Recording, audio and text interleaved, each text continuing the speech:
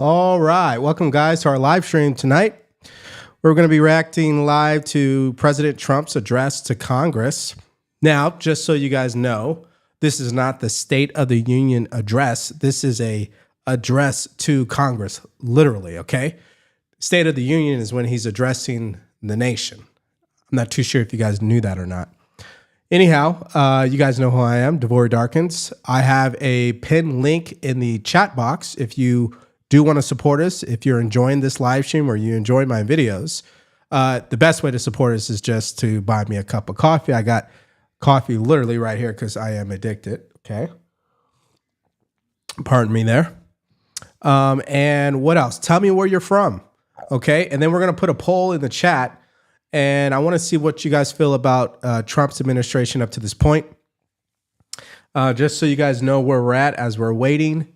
Right now, the vice president is there. So is the Speaker of the House.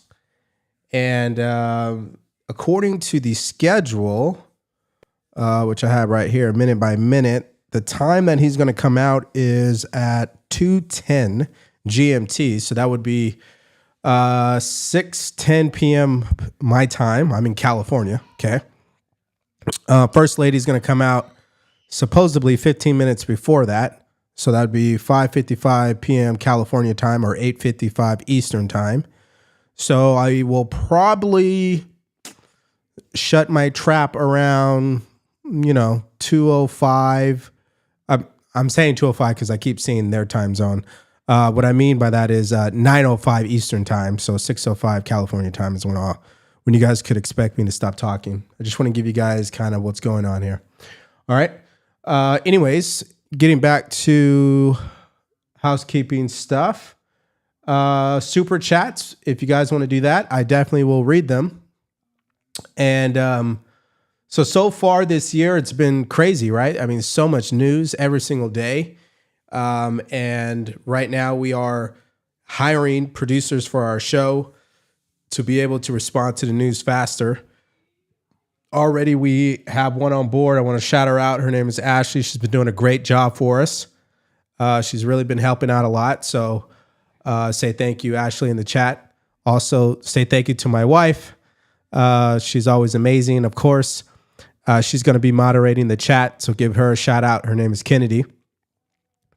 And then give a shout out to yourself, because if you've been watching me since the beginning, which is last year, a huge thanks to you, right?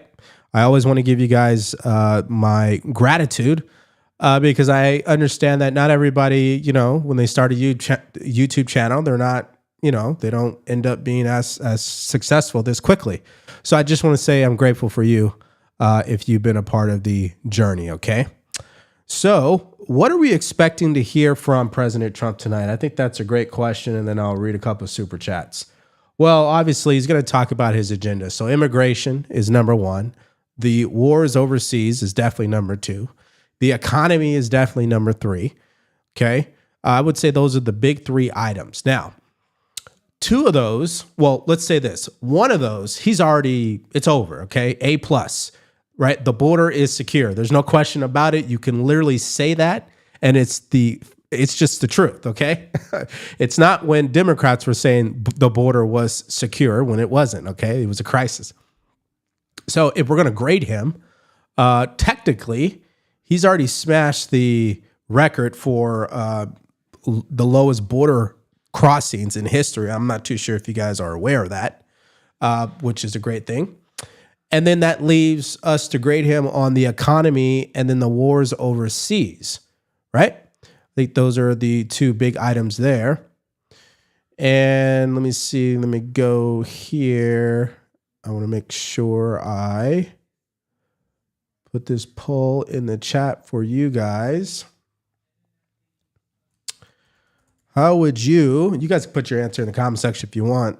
How would you grade Trump's administration so far? A, B, C, D.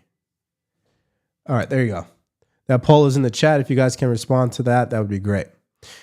Okay. Yeah. So again, I'm looking at the big three items. Okay. The big three items for me would be the economy, immigration, wars overseas. Those three items have been dominating the news cycle, right? Ever since he was inaugurated. Now, the other stories that are kind of flying under the radar would be, men not playing in women's sports, which we know he signed an executive order. The governor of Maine wants to fight him on it. And they just, in the Senate, refused to pass a law that would have actually backed up that executive order. Because I just want to say this before I get to your guys' super chats. And I don't think this is said enough, by the way. So we already know there are three branches of government. Which branch actually creates the laws? I'm sure you guys know which one that is, right? Now, which branch makes sure that that law is constitutional? Okay, I'm sure you guys are following me. So what President Trump has been doing is pushing the limits or the boundaries, or I would call it maximizing his authority as the president of the United States, the authority that the Constitution has given him. And what Congress needs to do is back up his executive orders with actual law. If they don't do that, it doesn't matter what he's done over the past, 30-something days at this point. It's not going to matter. It will actually be the nail in the coffin for those progressive hacks who are trying to destroy this country. It'll be the nail in the coffin when Congress passes laws that support the executive orders. Okay? Hope everybody understands that. So all this talk they do in the media, raging against President Trump, it's a waste of energy because a lot of it may not matter if Congress can't pass the law for it. So, and then of course, they're going to appeal some of it to the Supreme Court, right? And they're going to make sure it's constitutional, which I'm sure the Trump administration is prepared for. So I want to put that out there because I don't believe that it's talked about enough, okay? All the attention is on the executive branch, understandably. However, don't forget, the real attention should be placed on Congress because if they don't redo the budget, if they don't know how to reappropriate funds differently this time, it will just be the same thing next year. Everything that DOGE is doing is only going to matter if Congress changes the way that they're appropriating money. So let's hope that they do that. All right, let's get to some super chats. And then I will answer other questions. Helene, thank you and your team. May God continue to bless you. Appreciate it, Helene. Emo says, love your stuff. Keep it up. Thank you very much.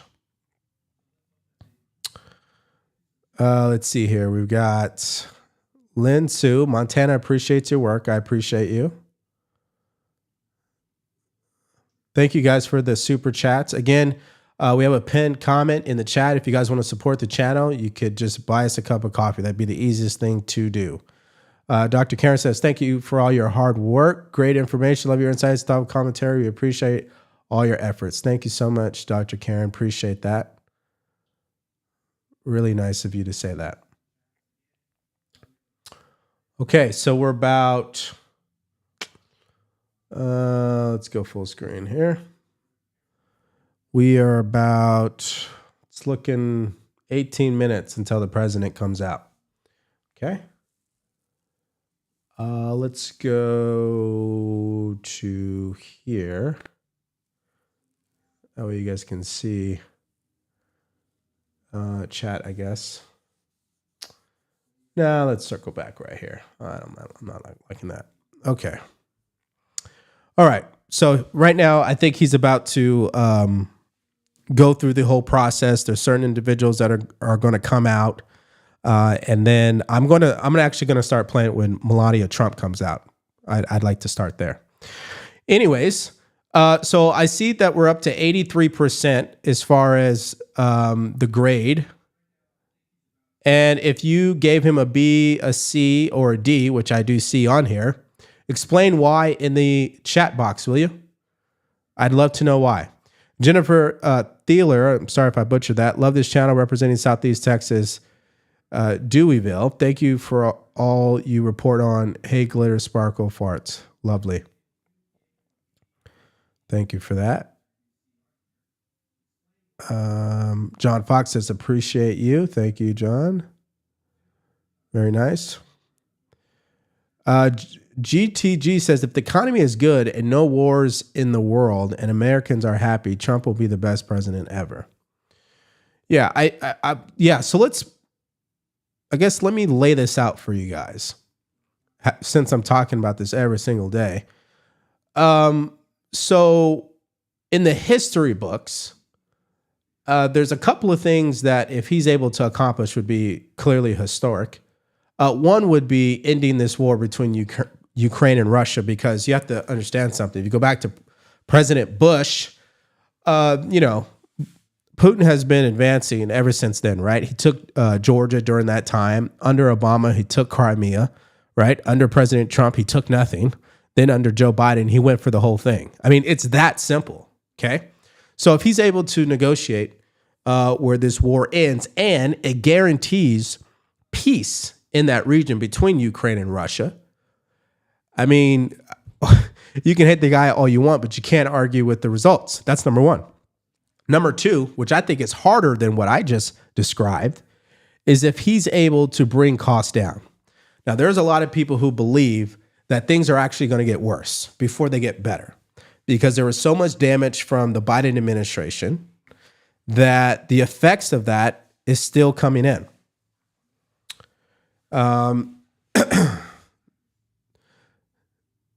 That's not Melania Trump. I'm still waiting on her. Anyways, a lot of people think that so much damage was done, and so we still are going to experience a lot of effects from that. And so realistically, whatever President Trump is doing now, we're not really going to feel that until next year, which is why he stated that he was planning to slash energy prices within 12 months. So ultimately, it doesn't matter what I believe or what my personal opinion is or what you think. Technically, what matters is what does it look like during the midterms, because that's actually the judge of how good it's been going. And remember, as conservatives, Republicans, people on the right, people who support Trump, you cannot make the same mistake that the Democrats made, which is they got so caught up in their echo chamber that they got out of touch with actual issues that were happening in America. Now, I don't believe that's happening now with President Trump, but it's easy to get caught up in that mindset, not recognize everything that's going on. So I say all that to say, amazing job on the border, historic. I mean, that's just, we've never seen anything like it. If he wraps up this Ukraine war, which I believe he will, that's a second thing that he's done that we probably haven't seen. And so he should definitely be recognized for that. And if he keeps his promise with the economy and he's able to at least prevent prices from going up, that's a super win. I'm of the mindset that prices are not going to come down. And I believe that because I don't see how you can force a company to drop the prices of their goods and services just because you want them to do better by their customer base. That's not, unless you want to be a Democrat and then you want to force these corporations to do that, that'd be one thing. So anyways, I don't believe Republicans see it that way. Okay, so you got the Supreme Court coming out right now. Now, of course, Democrats are going to say, but he promised to bring down prices. Yeah, but that's not going to happen overnight. Okay, so let's be honest here. I would say let's judge him on the economy next year. I wouldn't do it right now. It's what, 63 days, I think they said, or 43 days, excuse me.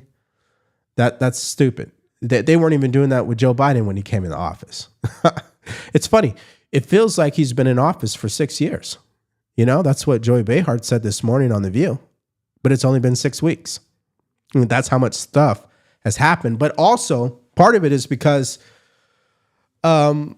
it's just technology, it's social media, it's awareness. Everybody's watching everything now. That's why every time a plane falls out of the sky, everybody's reacting. Why? Because they're hyper aware. But it's been happening. I mean, this year isn't even in the top 10 or top 15 already. So, but when the news keeps reporting on it or social media reports on it, it appears that way. It doesn't mean that it is. So let's see here. We're still waiting. I want to see when Melania Trump's going to come out. That's what I'm waiting on right now. Let's go to some of your super chats here. I'm dumping all networks, including Fox, just to watch you. I thank you for your hard work and honesty. Hey, I appreciate that, man. Thank you so much. That's really cool to hear. Watching from Canada with you all, number one spot for my American news. Our conservative wave is coming in a few weeks. Yes, I can't wait for you guys to get new leadership. You know, I honestly believe it's kind of a couple of things. Trump is doing the tariffs on Canada because he does make a legitimate point with immigration and fentanyl. There's no question about that. But I also think the leadership is weak.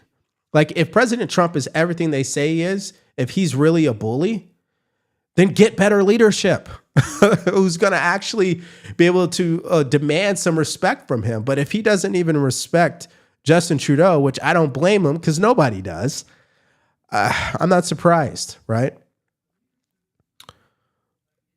Let's see here.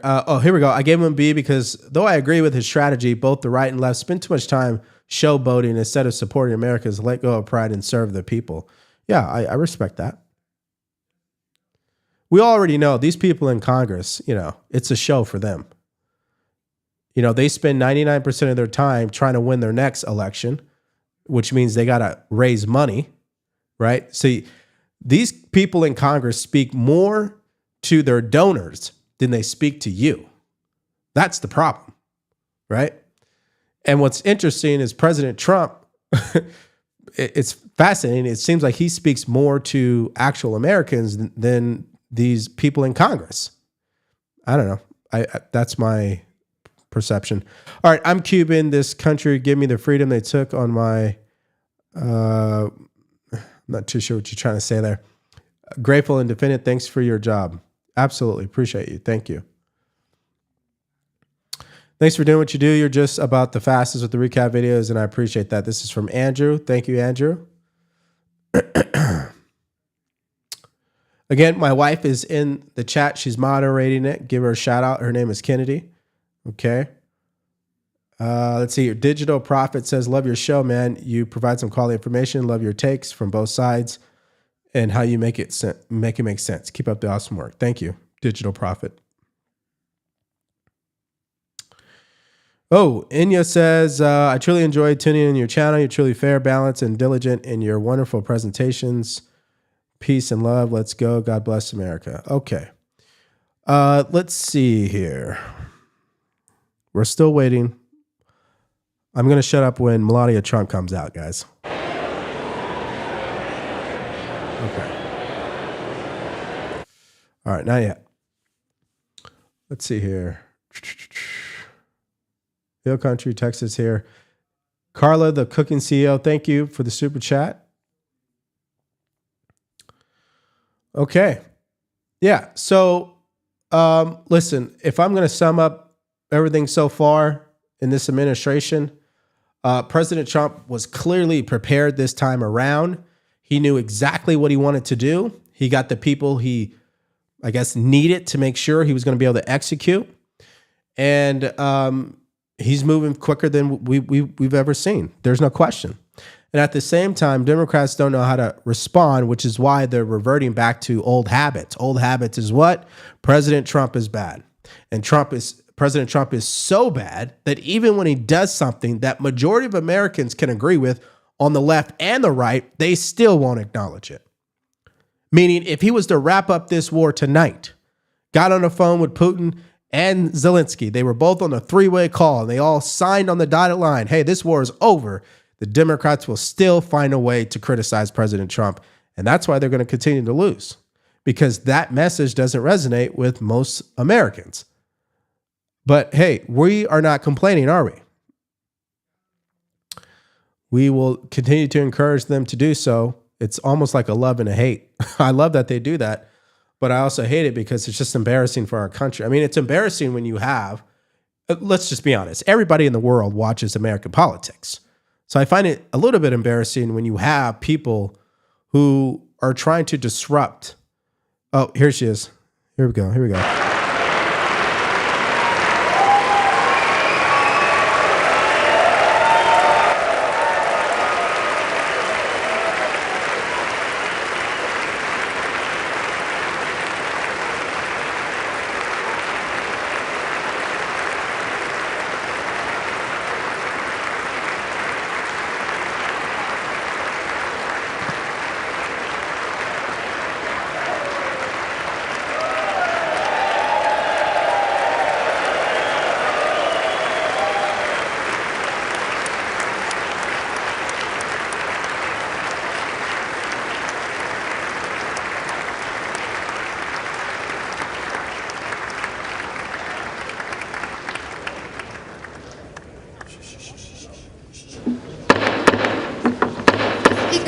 President's Cabinet. The President's Cabinet.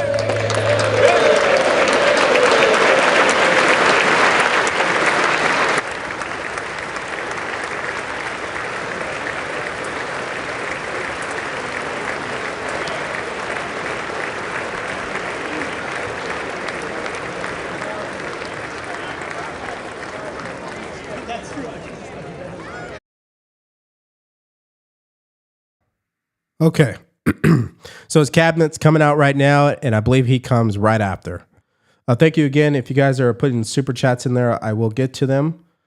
I'm not too sure I'm going to be able to speak when he's speaking clearly, but we will react to it after. I'll probably go full screen during this speech on multiple occasions. Let me see here. There we go.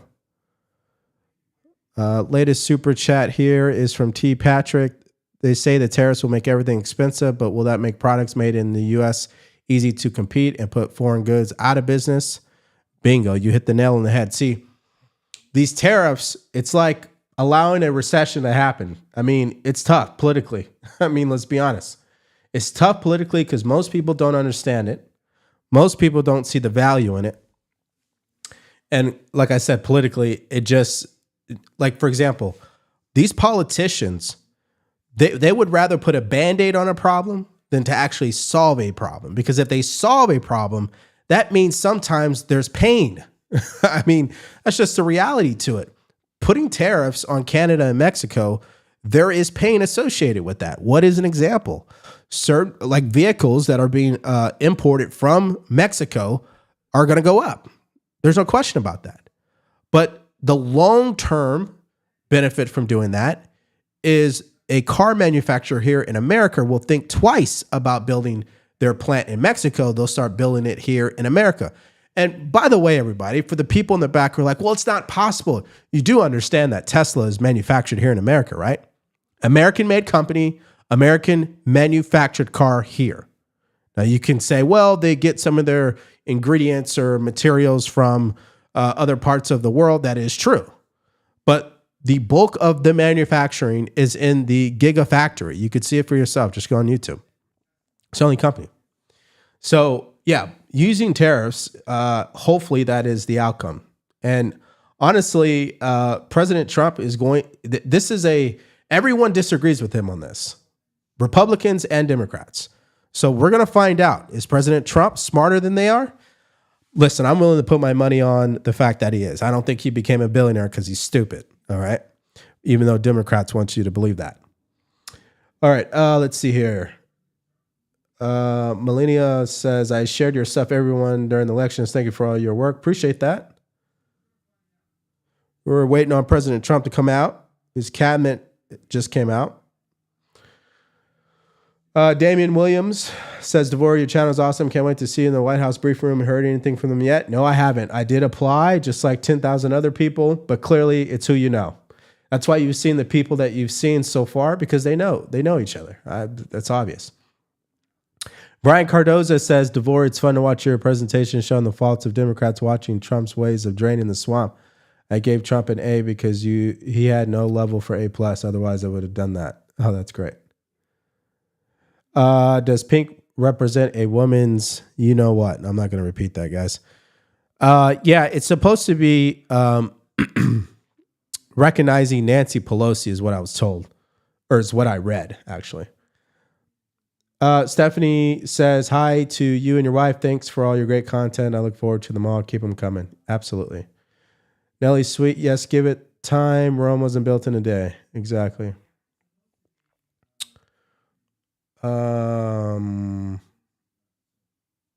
Okay. There's RFK Jr. So while we're waiting, which cabinet member, you may not know every single one of them, which cabinet member are you displeased with the most, that you're not satisfied with? Put that in the chat box. I'm curious to see what your guys' answers are on that. Let's see here. Okay, we're still waiting. Yeah, which cabinet member are you not satisfied with? because they all have been on Fox News. And listen, I'm going to keep it 100 with you guys. I'm getting tired of seeing them on Fox News because that's not going to do anything for me as an American. Do your job. Deliver results. Hold press conferences. Show us what you're doing. Don't go on Fox News and tell me. Show me. Right? I mean, I think what I'm doing should be the ones that are telling you guys what's going on. That's just my own personal opinion. But I think they would be better served doing what President Trump has always done. Host a rally, host a press conference, right? Bring out some receipts, bring out some people. Now, I know they all just got into office, so we'll wait. I understand that. But I'm just giving you guys my personal opinion on that. All right. Yeah, clearly I knew you guys were going to say Pam Bondi because the whole debacle, of course. Yeah. Yeah. Not surprised. Not surprised from your guys' answers on that. So, some people are actually upset at RFK Jr. because of his walking back his response when it came to the measles outbreak. I think he only walked it back due to political reasons. Anyways, yeah, so Pam Bondi definitely, the Epstein stuff, that was a debacle. She really made President Trump look bad on that. Whether she did it intentionally or not, just wasn't a good look. And it just shows you these people aren't perfect. You know what I mean? They're all going to make mistakes. It's just unfortunate. Her mistake out the gate was in regards to the Epstein files. All right, let's see here. Who's coming out? Who's coming out? Are they ready or what? Still waiting. Kash Patel has been very vocal on social media, which is a good thing, of course. Been a very good thing. If you guys hear my son in the background, I apologize. He's 15 months, and he wants you to know that. So, but he's great. He's got a lot of energy, and we love that. Huge blessing, by the way. I know some of you guys thought it was my daughter, but it's actually my son because he appeared in one of my videos. All right, let's see here. Still waiting. Still waiting. Yeah, so anyways, Scott Turner's been good. The Secretary of the VA, he's been good. He ends up creating videos, fact checking the claims that mainstream media tries to push that are not true. So we'll see if his leadership results to or if his leadership actually impacts the VA in a positive way. I'm going to tell you right now, if I had to give a grade to the VA as a veteran, my wife already knows it's an F. There's never been a secretary of the VA who, in my opinion, has really addressed the annoyances that have always been there, right? Wait times, healthcare quality, the process to get your disability, like all of that is like pulling teeth, and it shouldn't be. So we'll see. I'll give him the benefit of the doubt, but he's going to have to prove it if that makes sense. Rollins, that's not someone I actually wanted to be the person in charge of the FDA, by the way. But that's who was chosen. So she's going to have to prove herself too. She did an interview the other day. I wasn't impressed by it. But you know what? It is what it is. We will see. All right, here we go.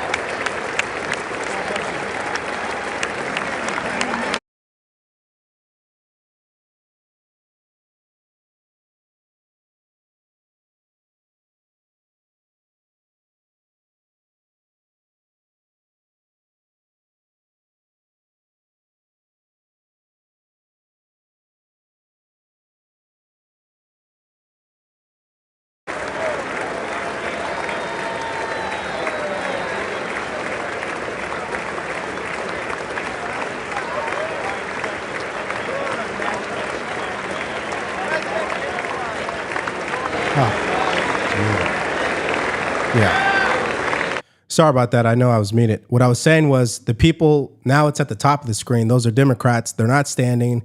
They don't clap because they're petty. And they always say that he's a person breaking norms. But as you can see, they're breaking norms too. So again, they just can't have it both ways. It's really sad.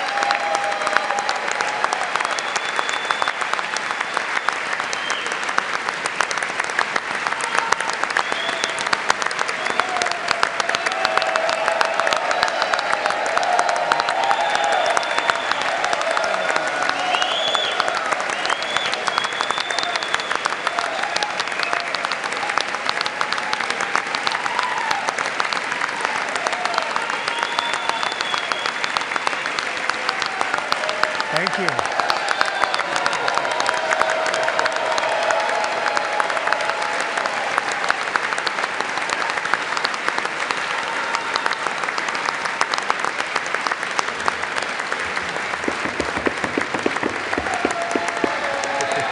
Thank you very much. Thank you very much. It's a great honor. Thank you very much. Speaker Johnson. Speaker Johnson, Vice President Vance, Vice President Vance, the First Lady of the United States.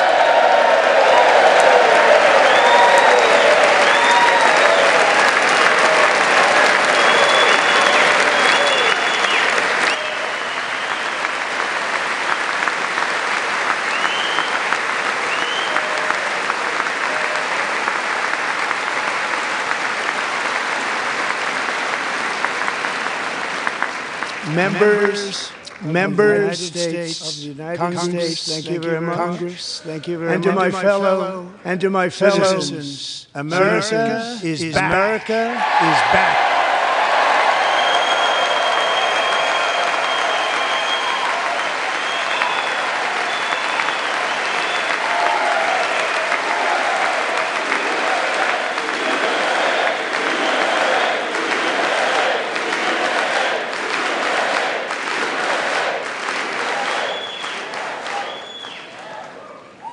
Six weeks ago, I stood beneath the dome of this Capitol, proclaimed the dawn of the golden age of America. From that moment on, Sorry, guys. For some reason, Their feed is messed up. Let's see here if that works. In There the we go. history of our country. Accomplished more in 43 days than most administrations accomplished in 4 years or 8 years, and we are just getting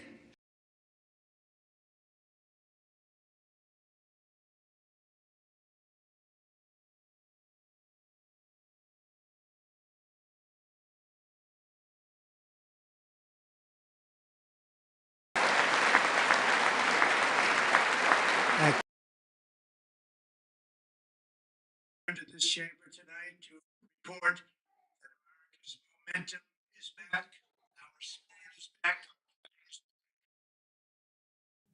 confidence is back, and the American dream is surging bigger and better than ever before.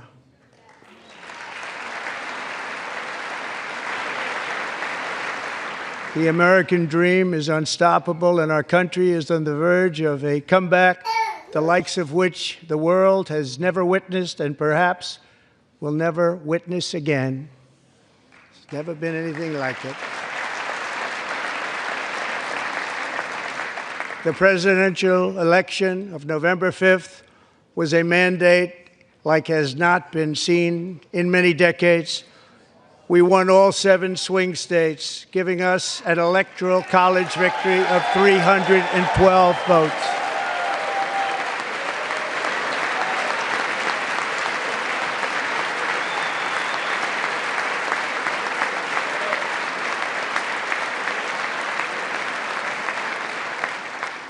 We won the popular vote by big numbers and won counties in our country.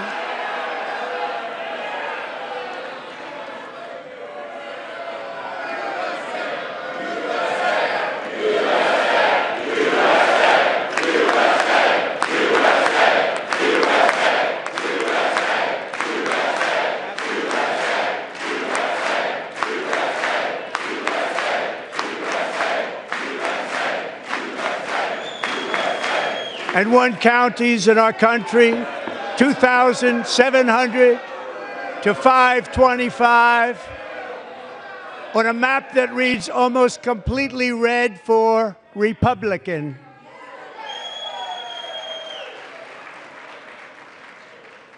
Now, for the first time in modern history, more Americans believe that our country is headed in the right direction than the wrong direction. In fact, it's an astonishing record, 27-point swing, the most ever.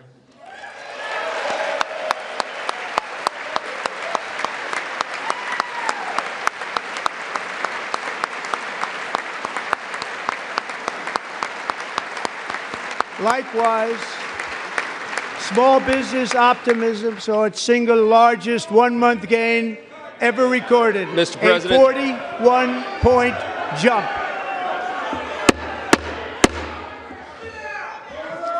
Members are directed to uphold and maintain decorum in the House and to cease any further disruptions. That's your warning.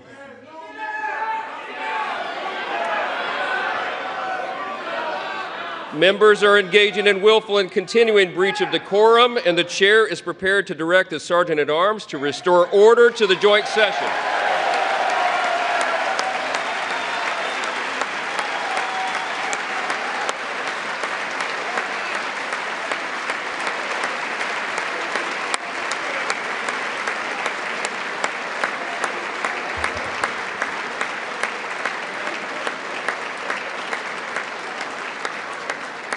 Mr. Green, take your seat. Take your seat, sir. Take your seat. Finding that members continue to engage in willful and concerted disruption of proper decorum, the chair now directs the Sergeant-at-Arms to restore order. Remove this gentleman from the chamber.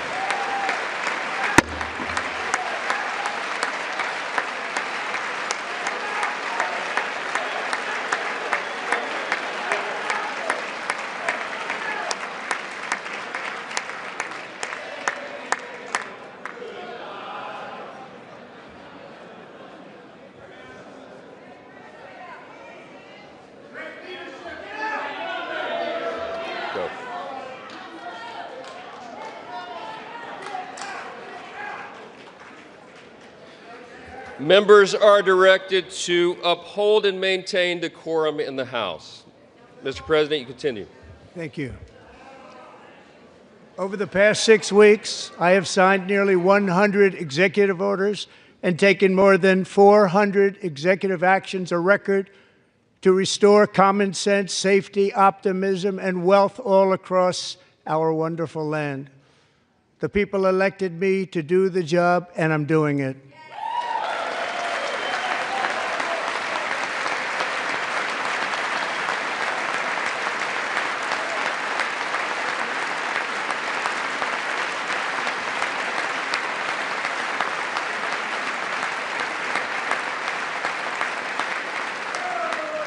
In fact, it has been stated by many that the first month of our presidency, it's our presidency, is the most successful in the history of our nation. By many.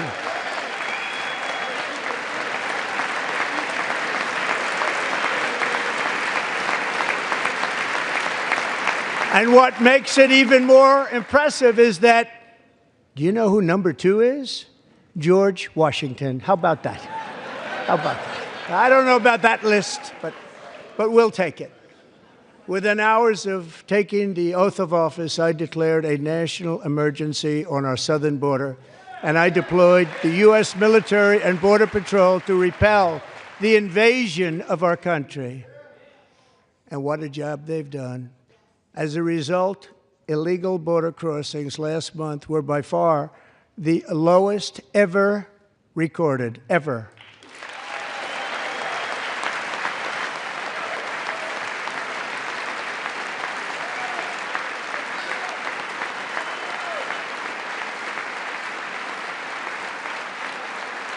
They heard my words and they chose not to come. Much easier that way. In comparison, under Joe Biden, the worst president in American history, there were hundreds of thousands of illegal crossings a month, and virtually all of them, including murderers, drug dealers, gang members, and people from mental institutions and insane asylums, were released into our country. Who would want to do that? This is my 5th such speech to Congress. And once again, I look at the Democrats in front of me, and I realize there is absolutely nothing I can say to make them happy or to make them stand or smile or applaud. Nothing I can do. I could find a cure to the most devastating disease, a disease that would wipe out entire nations, or announce the answers to the greatest economy in history, or the stoppage of crime to the lowest levels ever recorded.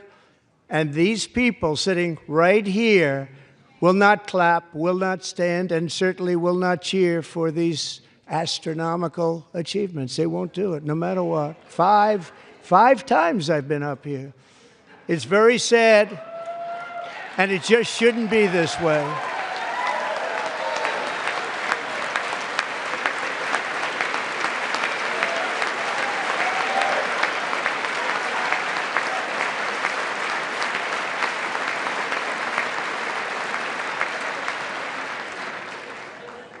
So Democrats sitting before me, for just this one night, why not join us in celebrating so many incredible wins for America?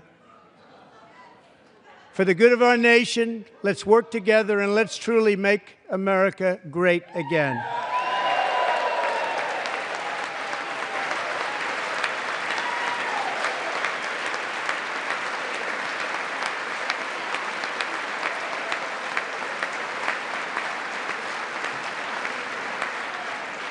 Every day, my administration is fighting to deliver the change America needs to bring a future that America deserves, and we're doing it. This is a time for big dreams and bold action. Upon taking office, I imposed an immediate freeze on all federal hiring, a freeze on all new federal regulations, and a freeze on all foreign aid.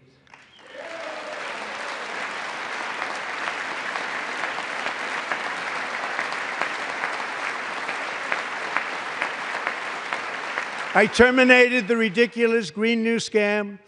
I withdrew from the unfair Paris Climate Accord, which was costing us trillions of dollars that other countries were not paying.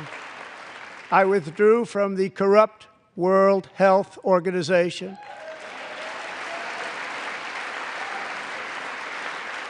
And I also withdrew from the anti-American UN Human Rights Council.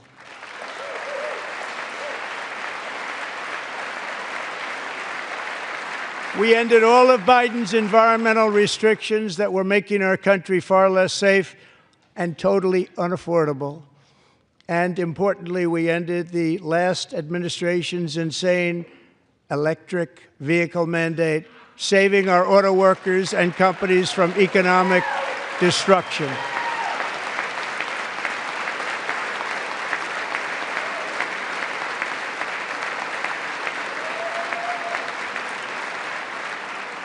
To unshackle our economy, I have directed that for every one new regulation, 10 old regulations must be eliminated, just like I did in my very successful first term.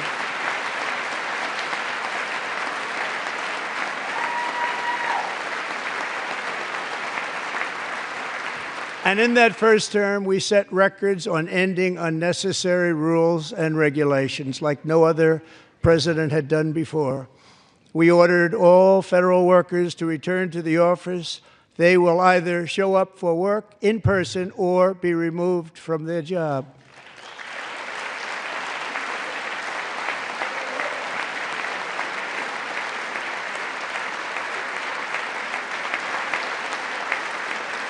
And we have ended weaponized government where, as an example, a sitting president is allowed to viciously prosecute his political opponent, like me.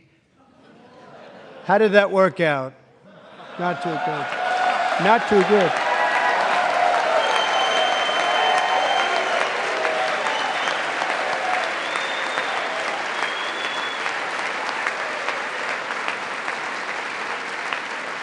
And I have stopped all government censorship and brought back free speech in America. It's back.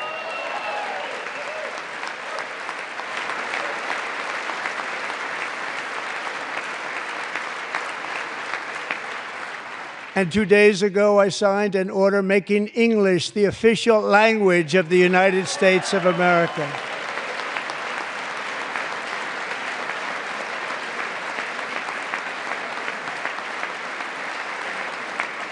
I renamed the Gulf of Mexico the Gulf of America.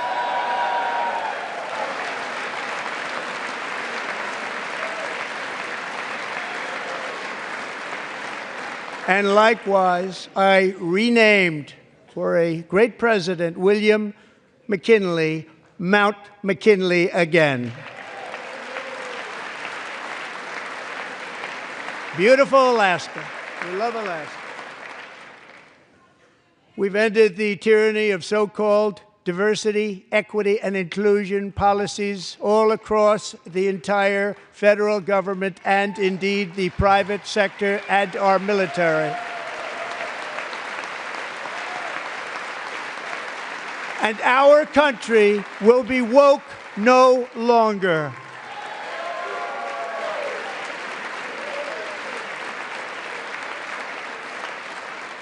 We believe that whether you are a doctor, an accountant, a lawyer, or an air traffic controller, you should be hired and promoted based on skill and competence, not race or gender. Very important.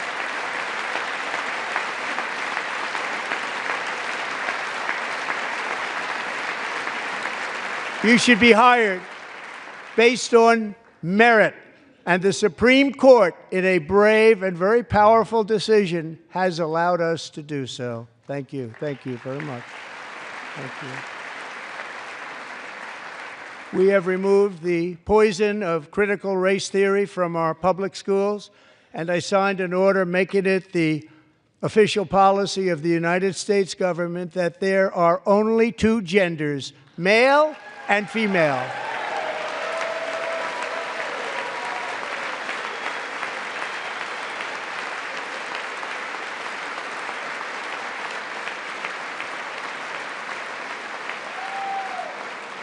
I also signed an executive order to ban men from playing in women's sports.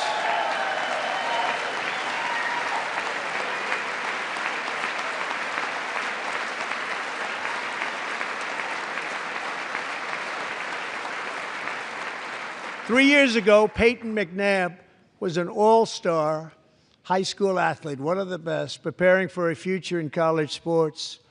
But when her girls' volleyball match was invaded by a male, he smashed the ball so hard in Peyton's face, causing traumatic brain injury, partially paralyzing her right side and ending her athletic career. It was a shot like she's never seen before. She's never seen anything like it. Peyton is here tonight in the gallery, and Peyton, from now on, schools will kick the men off the girls' team, or they will lose all federal funding.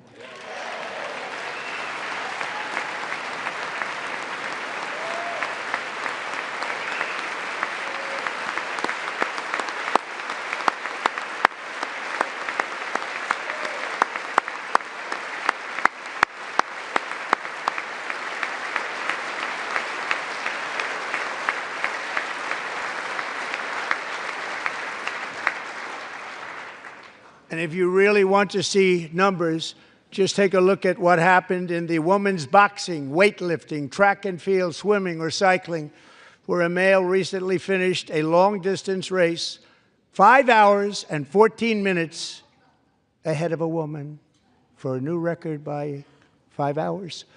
Broke the record by 5 hours. It's demeaning for women, and it's very bad for our country. We're not going to put up with it any longer.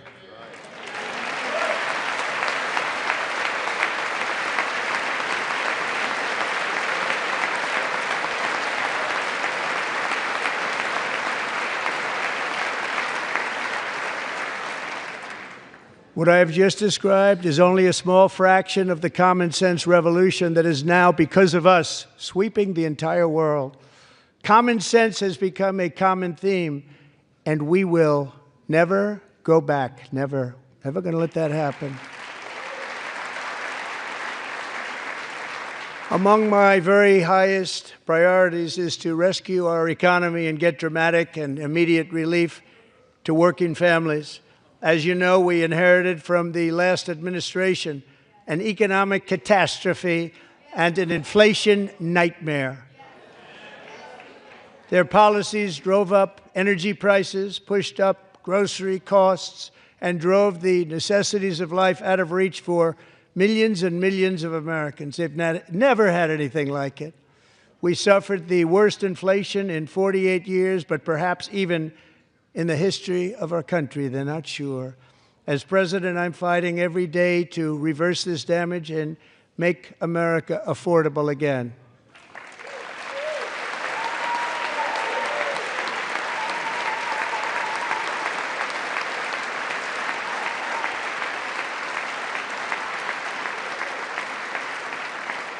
Joe Biden especially let the price of eggs get out of control. The egg price is out of control, and we're working hard to get it back down. Secretary, do a good job on that. You inherited a total mess from the previous administration. Do a good job.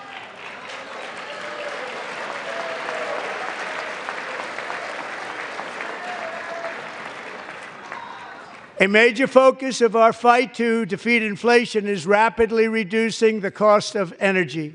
The previous administration cut the number of new oil and gas leases by 95%, slowed pipeline construction to a halt, and closed more than 100 power plants. We are opening up many of those power plants right now.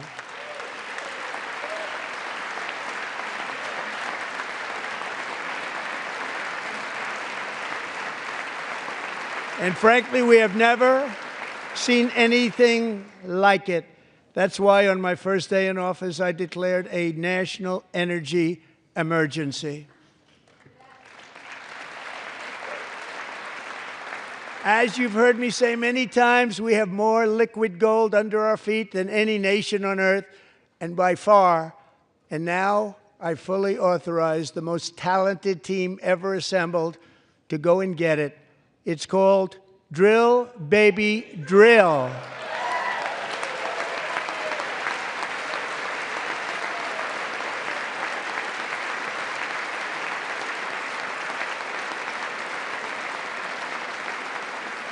My administration is also working on a gigantic natural gas pipeline in Alaska, among the largest in the world, where Japan, South Korea, and other nations want to be our partner with investments of trillions of dollars each. There's never been anything like that one. It will be truly spectacular. It's all set to go. The permitting is gotten. And later this week, I will also take historic action to dramatically expand production of critical minerals and rare earths here in the USA.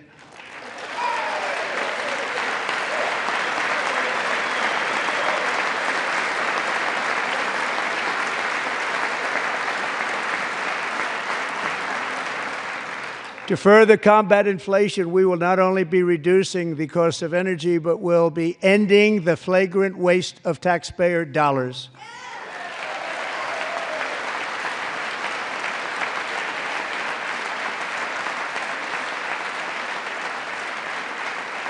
And to that end, I have created the brand new Department of Government Efficiency, DOGE. Perhaps you've heard of it. Perhaps.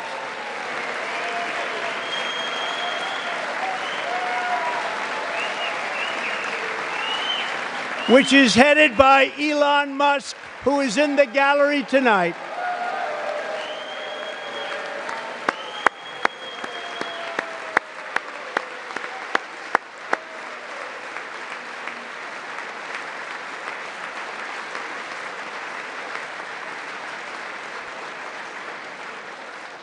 Thank you, Elon. He's working very hard. He didn't need this.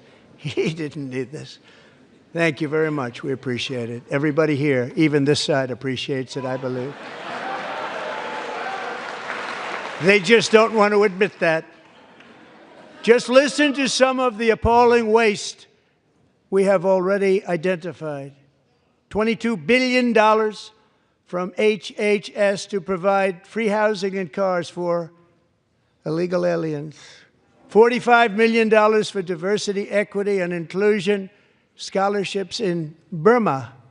$40 million to improve the social and economic inclusion of sedentary migrants. Nobody knows what that is.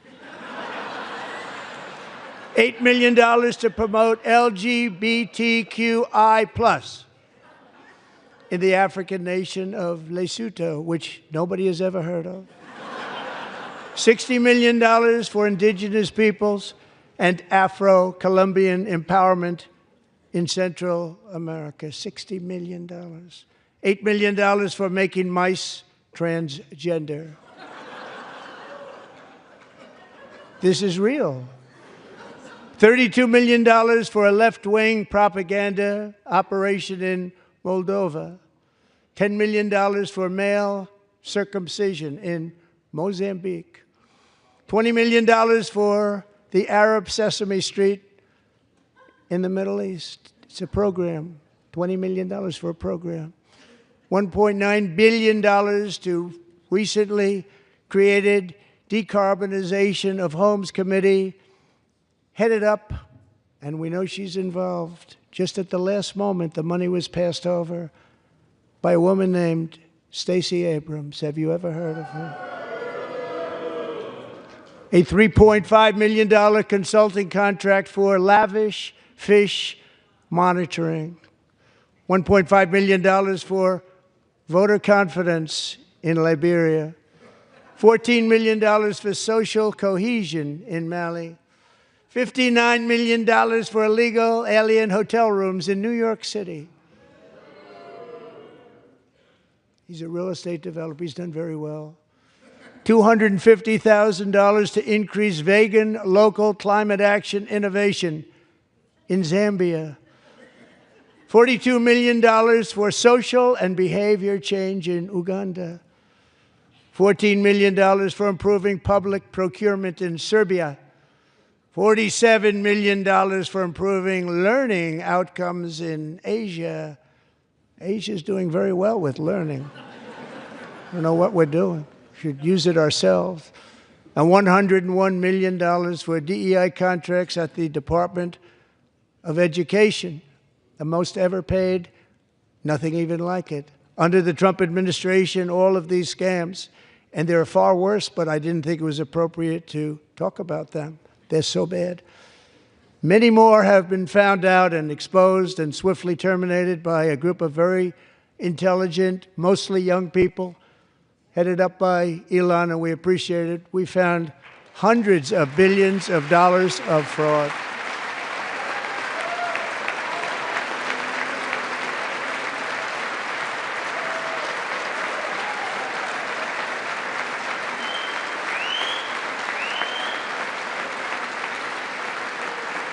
And we've taken back the money and reduced our debt to fight inflation and other things. Taken back a lot of that money. We got it just in time. This is just the beginning. The Government Accountability Office, a federal government office, has estimated annual fraud of over $500 billion in our nation, and we are working very hard to stop it. We're going to. We're also identifying shocking levels of incompetence and probable fraud in the Social Security program for our seniors, and that our seniors and people that we love rely on. Believe it or not, government databases list 4.7 million Social Security members from people aged 100 to 109 years old. It lists 3.6 million people from ages 110 to 119. I don't know any of them. I know some people that are rather elderly, but not quite that elderly. 3.47 million people from ages 120 to 129. 3.9 million people from ages 130 to 139. 3.5 million people from ages 140 to 149. And money is being paid to many of them, and we're searching right now. In fact, Pam, good luck. Good luck. You're going to find it. But a lot of money is paid out to people because it just keeps getting paid, and nobody does, and it really hurts Social Security and hurts our country. 1.3 million people from ages 150 to 159, and over 130,000 people, according to the Social Security databases, are age over 160 years old. We have a healthier country than I thought, Bobby.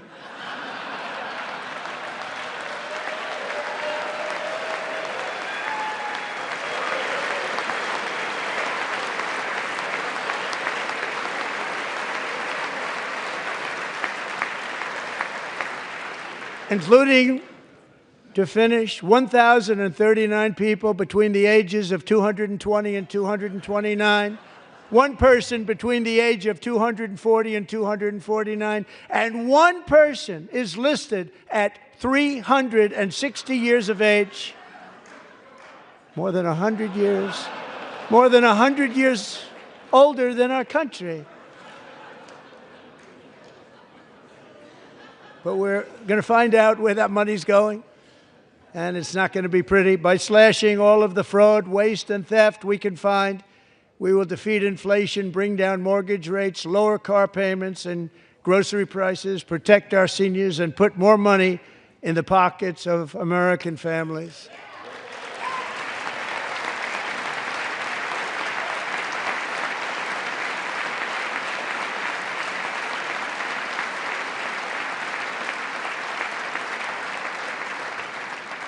And today, interest rates took a beautiful drop, big, beautiful drop. It's about time. And in the near future, I want to do what has not been done in 24 years, balance the federal budget. We're going to balance it.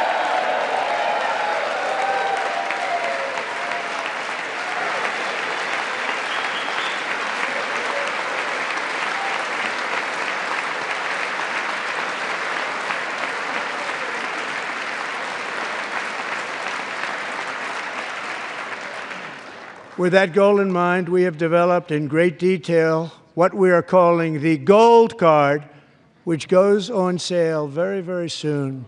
For $5 million, we will allow the most successful job-creating people from all over the world to buy a path to U.S. citizenship. It's like the green card, but better and more sophisticated. And these people will have to pay tax in our country. They won't have to pay tax from where they came. The money that they've made, you wouldn't want to do that, but they have to pay tax, create jobs. They'll also be taking people out of colleges and paying for them so that we can keep them in our country instead of having them being forced out. Number one, at the top school, as an example, being forced out and not being allowed to stay and create tremendous numbers of jobs and great success for a company out there. So while we take out the criminals, killers, traffickers, and child predators who are allowed to enter our country under the open border policy of these people, the Democrats, the Biden administration, the open border insane policies that you've allowed to destroy our country, we will now bring in brilliant, hardworking, job-creating people. They're going to pay a lot of money, and we're going to reduce our debt with that money.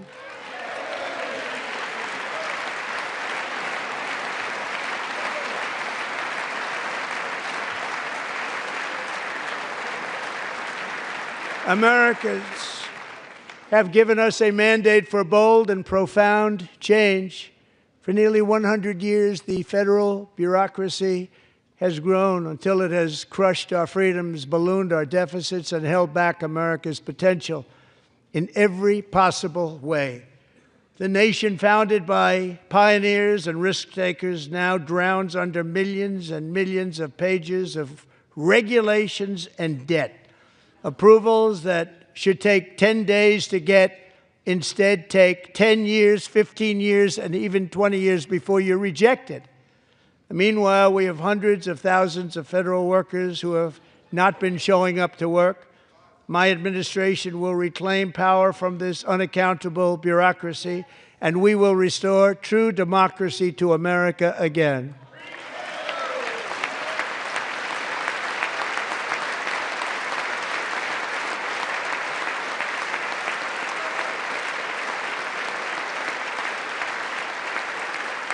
And any federal bureaucrat who resists this change will be removed from office immediately.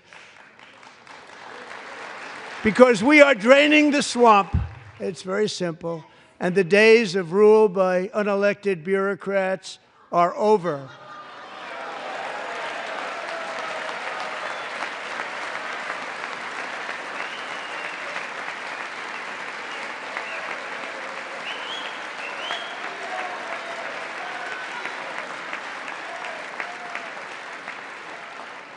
And the next phase of our plan to deliver the greatest economy in history is for this Congress to pass tax cuts for everybody. They're in there. They're waiting for you to vote. And I'm sure that the people on my right, I don't mean the Republican right, but my right here, I'm sure you're going to vote for those tax cuts, because otherwise I don't believe the people will ever vote you into office. So I'm doing you a big favor by telling you that. But I know this group is going to be voting for the tax.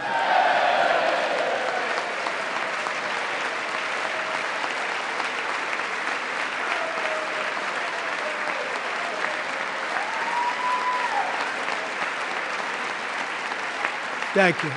It's a very, very big part of our plan. We had tremendous success in our first term with it. A very big part of our plan. We're seeking permanent income tax cuts all across the board.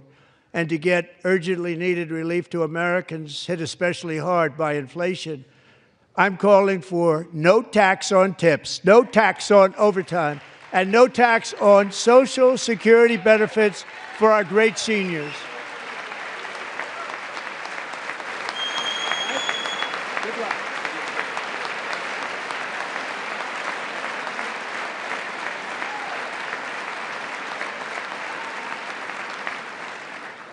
And I also want to make interest payments on car loans tax deductible, but only if the car is made in America.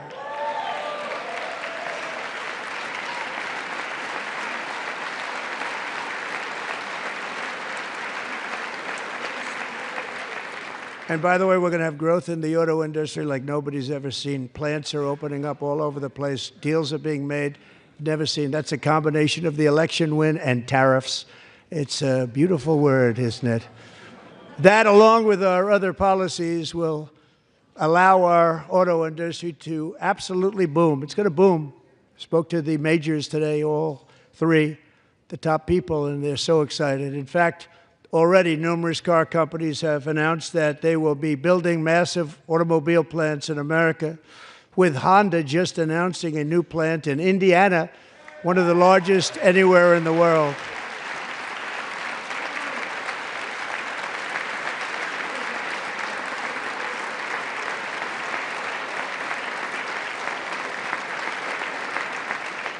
And this has taken place since our great victory on November 5th, a date which will hopefully go down as one of the most important in the history of our country.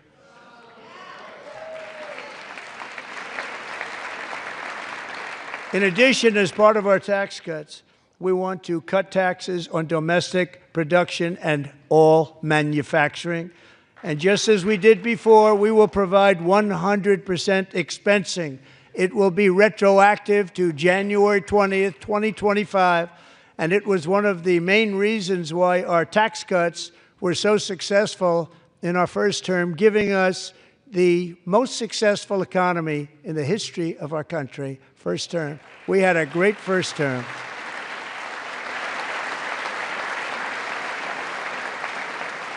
If you don't make your product in America, however, under the Trump administration, you will pay a tariff, and in some cases, a rather large one. Other countries have used tariffs against us for decades, and now it's our turn to start using them against those other countries. On average, the European Union, China, Brazil, India, Mexico, and Canada, have you heard of them? And countless other nations charge us tremendously higher tariffs than we charge them. It's very unfair. India charges us auto tariffs higher than 100%. China's average tariff on our products is twice what we charge them. And South Korea's average tariff is 4 times higher. Think of that, 4 times higher. And we give so much help militarily and in so many other ways to South Korea. But that's what happens. This is happening by friend and foe. This system is not fair to the United States and never was. And so on April 2nd, I wanted to make it April 1st, but I didn't want to be accused of April Fool's Day.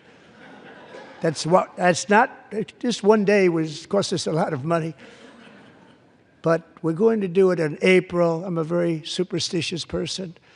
April 2nd, reciprocal tariffs kick in. And whatever they tariff us, other countries, we will tariff them. That's reciprocal, back and forth. Whatever they tax us, we will tax them. If they do non-monetary tariffs to keep us out of their market, then we will do non-monetary barriers to keep them out of our market. There's a lot of that, too. They don't even allow us in their market. We will take in trillions and trillions of dollars and create jobs like we have never seen before. I did it with China and I did it with others, and the Biden administration couldn't do anything about it because there was so much money they couldn't do anything about it. We have been ripped off for decades by nearly every country on earth, and we will not let that happen any longer.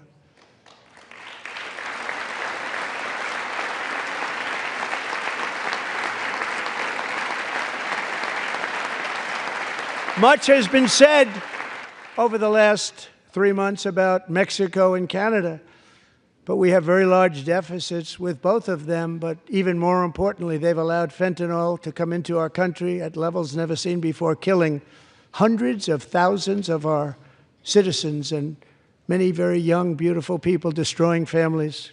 Nobody's ever seen anything like it. They are, in effect, receiving subsidies of hundreds of billions of dollars. We pay subsidies to Canada and to Mexico of hundreds of billions of dollars, and the United States will not be doing that any longer. We're not going to do it any longer.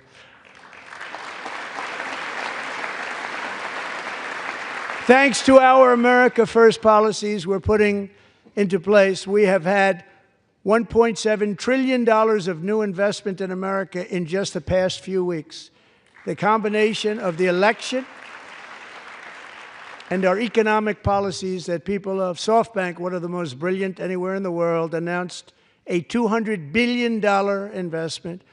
OpenAI and Oracle, Larry Ellison, announced $500 billion investment, which they wouldn't have done if Kamala had won. Apple announced $500 billion investment.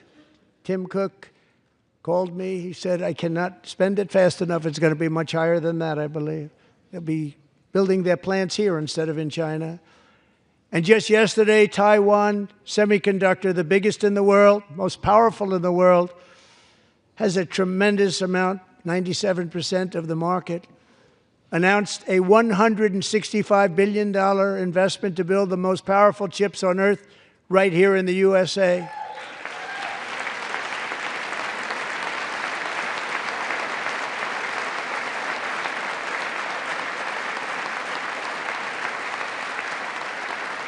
And we're not giving them any money. Your CHIPS Act is a horrible, horrible thing. We give hundreds of billions of dollars, and it doesn't mean a thing. They take our money and they don't spend it. All that meant to them, we're giving them no money. All that was important to them was they didn't want to pay the tariffs, so they came and they're building, and many other companies are coming. We don't have to give them money. We just want to protect our businesses and our people. And they will come because they won't have to pay tariffs if they build in America. So it's very amazing. You should get rid of the CHIP Act, and whatever's left over, Mr. Speaker, you should use it to reduce debt or any other reason you want to.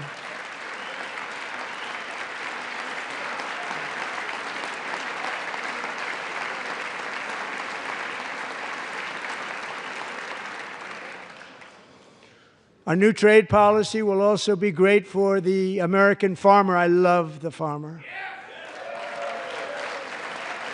who will now be selling into our home market, the USA, because nobody is going to be able to compete with you.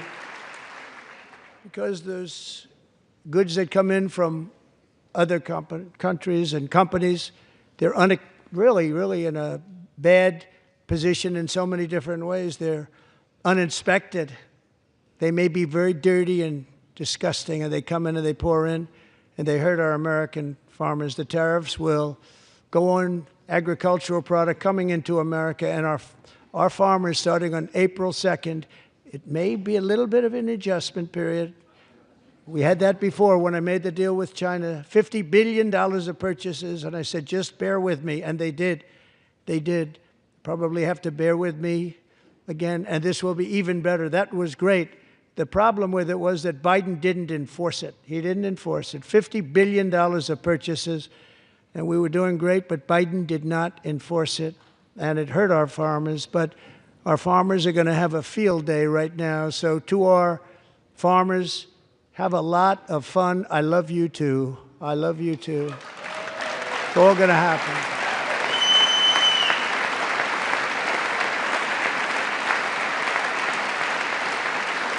And I have also imposed a 25% tariff on foreign aluminum, copper, lumber, and steel, because if we don't have, as an example, steel and lots of other things, we don't have a military, and frankly, we just won't have a country very long.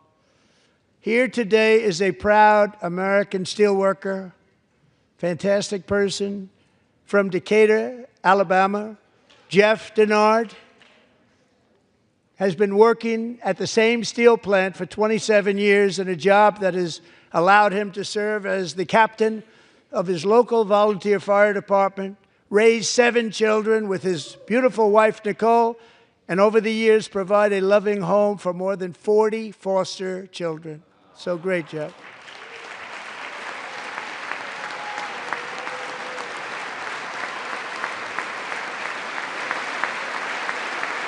Thank you, Jeff. Thank you, Jeff.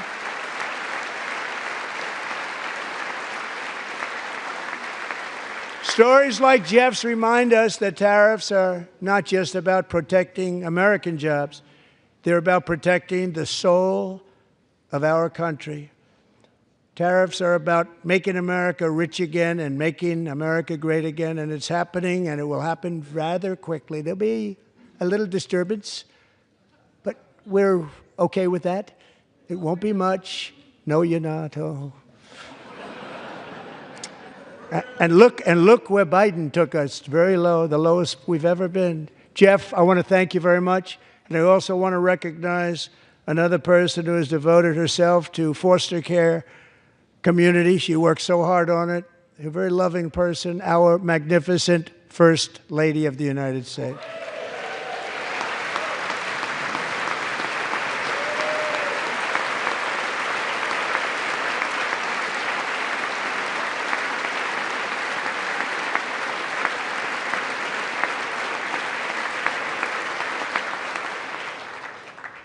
Melania's work has yielded incredible results, helping prepare our nation's future leaders as they enter the workforce. Our First Lady is joined by two impressive young women, very impressive. Haley Ferguson, who benefited from the First Lady's Fostering the Future initiative and is poised to complete her education and become a teacher. And Elliston Berry, who became a victim of an illicit deepfake image produced by a peer. With Elliston's help, the Senate just passed the Take It Down Act, and this is so important. Thank you very much, John. John Thune, thank you. Stand up, John. Thank you, John.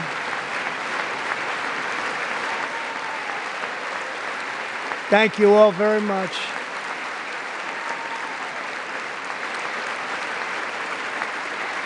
Thank you.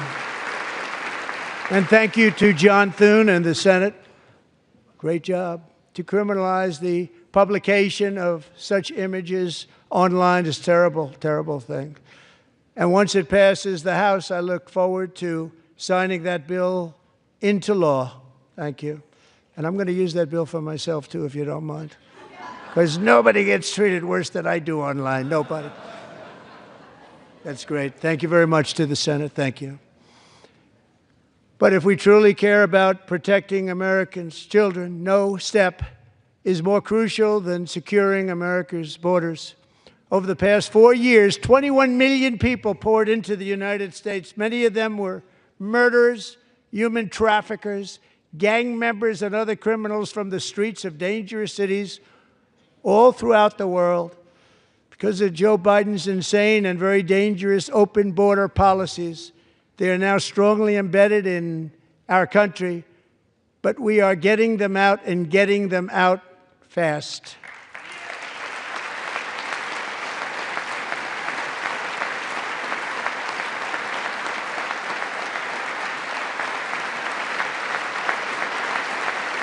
And I want to thank Tom Homan and Christy. I want to thank you and Paul of Border Patrol.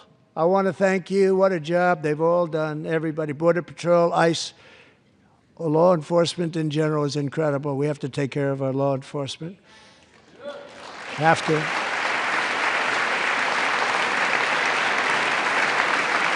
Last year,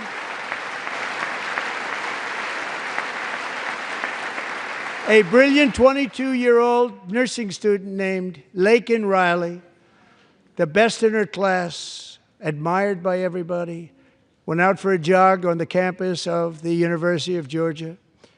That morning, Laken was viciously attacked, assaulted, beaten, brutalized, and horrifically murdered. Laken was stolen from us by a savage illegal alien gang member who was arrested while trespassing across Biden's open southern border and then set loose into the United States under the heartless policies of that failed administration. It was indeed a failed administration. He had then been arrested and released in a Democrat-run sanctuary city, a disaster, before ending the life of this beautiful young angel. With us this evening are Laken's beloved mother, Allison, and her sister, Lauren.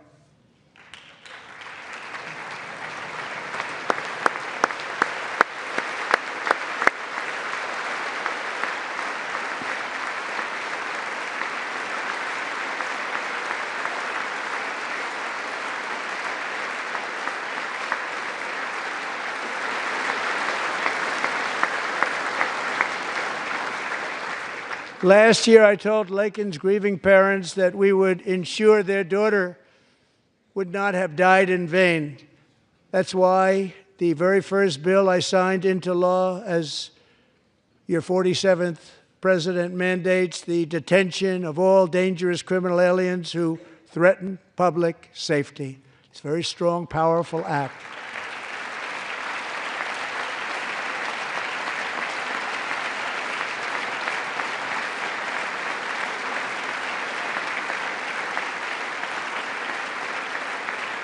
It's called the Laken-Riley Act.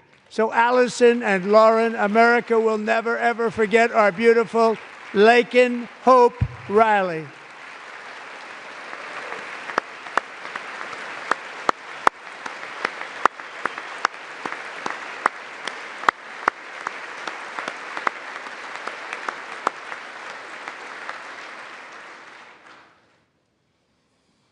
Thank you very much. Since taking office, my administration has launched the most sweeping border and immigration crackdown in American history, and we quickly achieved the lowest numbers of illegal border crossers ever recorded. Thank you.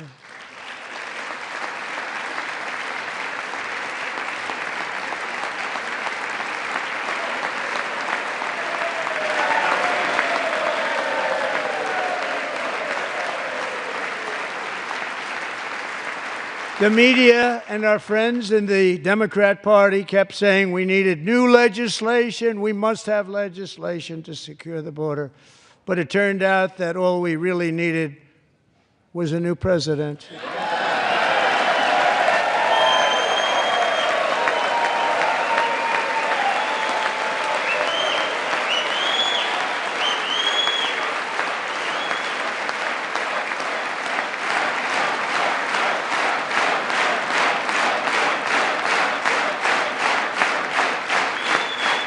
Thank you. Joe Biden didn't just open our borders, he flew illegal aliens over them to overwhelm our schools, hospitals, and communities throughout the country. Entire towns like Aurora, Colorado, and Springfield, Ohio, buckled under the weight of the migrant occupation and corruption like nobody's ever seen before. Beautiful towns destroyed. Now, just as I promised in my inaugural address, we are achieving the great liberation of America.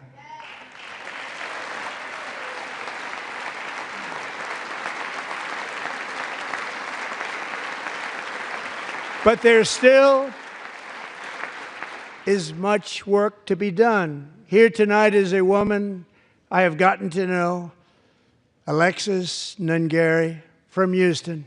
Wonderful woman. Last June, Alexis's 12-year-old daughter, her precious Jocelyn, walked to a nearby convenience store. She was kidnapped, tied up, assaulted for 2 hours under a bridge, and horrifically murdered. Arrested and charged with this heinous crime are 2 illegal alien monsters from Venezuela, released into America by the last administration through their ridiculous open border. The death of this beautiful 12-year-old girl and the agony of her mother and family touched our entire nation greatly. Alexis, I promised that we would always remember your daughter, your magnificent daughter, and earlier tonight I signed an order keeping my word to you. One thing I have learned about Jocelyn is that she loved animals so much. She loved nature. Across Galveston Bay, from where Jocelyn lived in Houston, you will find a magnificent national wildlife refuge, a pristine, peaceful, 34,000-acre sanctuary for all of God's creatures on the edge of the Gulf of America.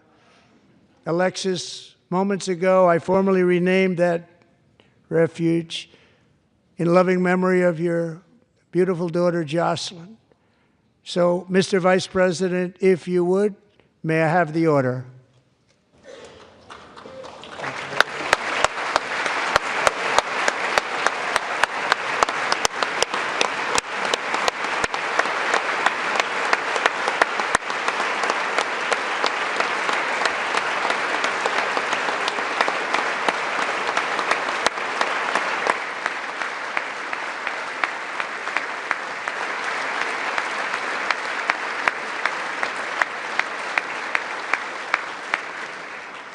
Thank you very much. All three savages charged with Jocelyn and Lakin's murders were members of the Venezuelan prison gang, the toughest gang, they say, in the world, known as Tren de Aragua. 2 weeks ago, I officially designated this gang, along with MS-13 and the bloodthirsty Mexican drug cartels, as foreign terrorist organizations.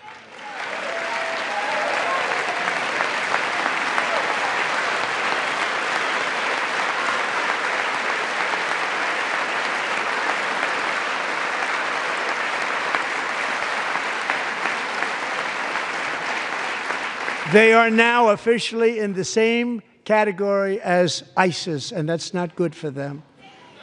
Countless thousands of these terrorists were welcomed into the U.S. by the Biden administration. But now every last one will be rounded up and forcibly removed from our country, or, if they're too dangerous, put in jails, standing trial in this country, because we don't want them to come back ever. With us this evening is a warrior on the front lines of that battle, Border Patrol Agent Roberto Ortiz. Great guy.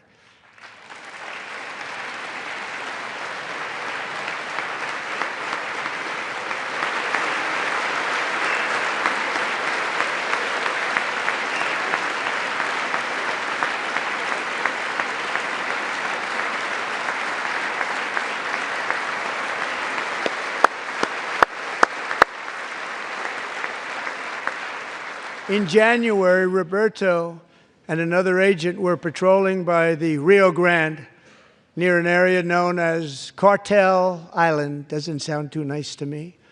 When heavily armed gunmen started shooting at them, Roberto saw that his partner was totally exposed, at great danger, and he leapt into action, returning fire and providing crucial seconds for his fellow agent to seek safety, just barely. I have some of the prints of that event, and it was not good. Agent Ortiz, we salute you for your great courage and for your line of fire that you took and for the bravery that you showed. We honor you, and we will always honor you. Thank you, Roberto, very much.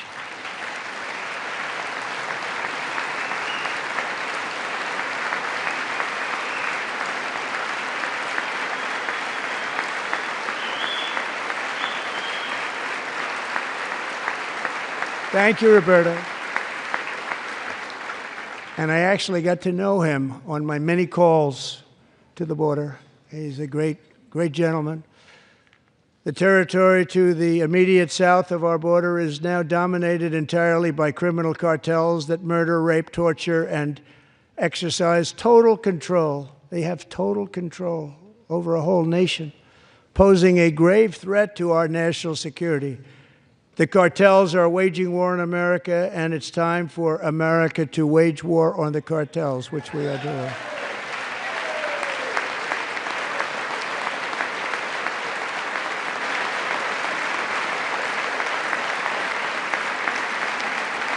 Five nights ago, Mexican authorities, because of our tariff policies being imposed on them, think of this, handed over to us 29 of the biggest cartel leaders in their country. That has never happened before. They want to make us happy.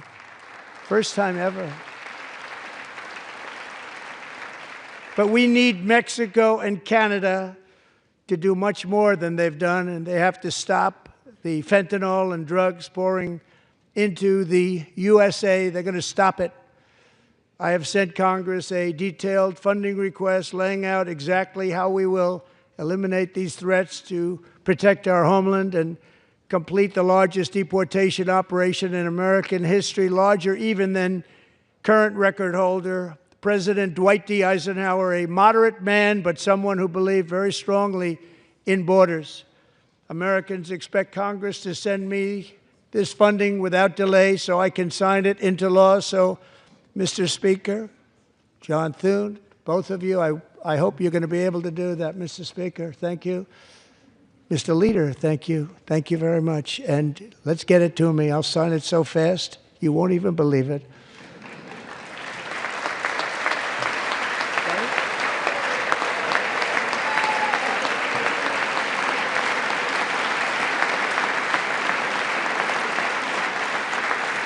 And as we reclaim our sovereignty, we must also bring back law and order to our cities and towns.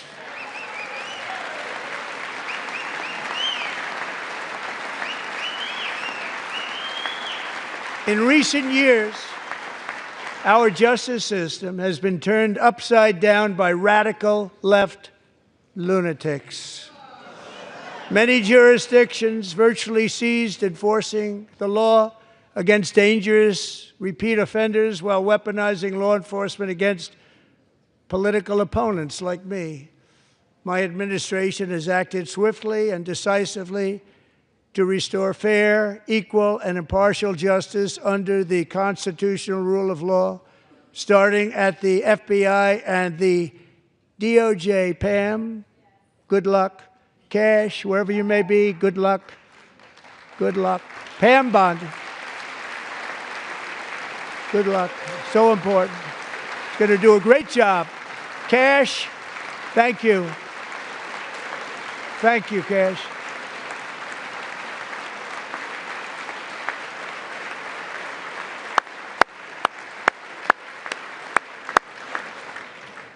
They've already started very strong. They're going to do a fantastic job. You're going to be very proud of them. We're also once again giving our police officers the support, protection, and respect they so dearly deserve. They have to get it. They have such a hard, dangerous job, but we're going to make it less dangerous. The problem is the bad guys don't respect the law, but they're starting to respect it, and they soon will respect it. This also includes our great fire departments throughout the country. Our firemen and women are unbelievable people, and we'll never forget them. And besides that, they voted for me in record numbers, so I have no choice.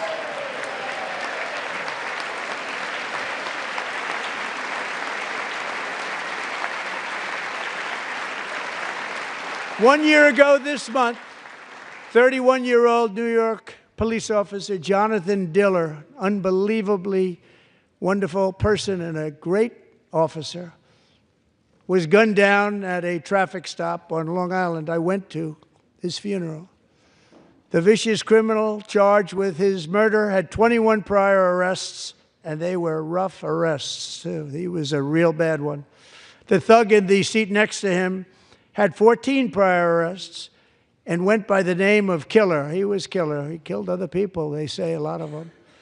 I attended Officer Diller's service, and when I met his wife and one-year-old son, Ryan, it was very inspirational, actually.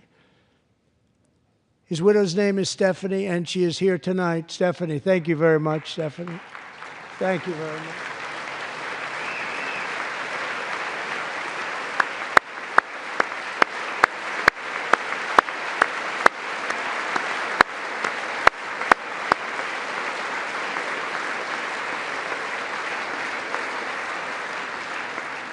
Stephanie, we're going to make sure that Ryan knows his dad was a true hero, New York's finest, and we're going to get these cold-blooded killers and repeat offenders off our streets, and we're going to do it fast. Got to stop it. They get out with 28 arrests. They push people into subway trains. They hit people over the head, back of the head with baseball bats. We got to get them out of here. I've already signed an executive order requiring a mandatory death penalty for anyone who murders a police officer, and tonight I'm asking Congress to pass that policy into permanent law.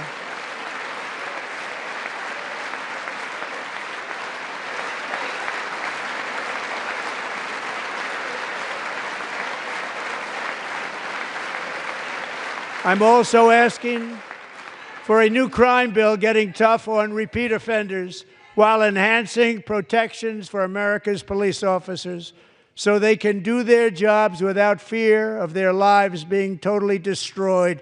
They don't want to be killed. We're not going to let them be killed.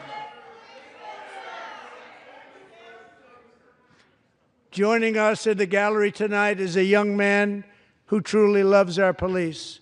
His name is DJ Daniel. He is 13 years old, and he has always dreamed of becoming a police officer.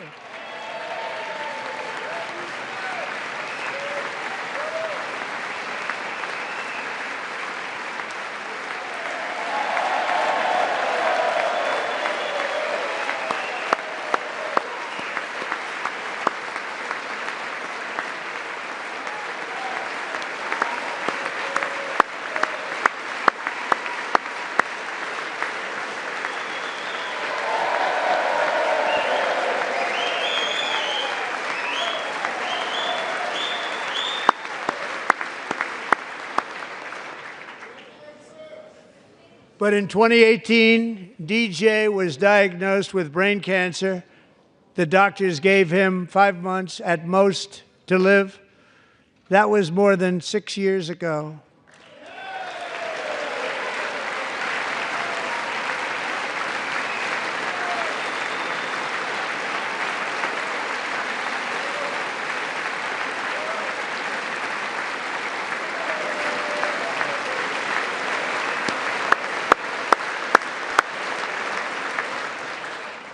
Since that time, DJ and his dad have been on a quest to make his dream come true, and DJ has been sworn in as an honorary law enforcement officer, actually a number of times. The police love him, the police departments love him.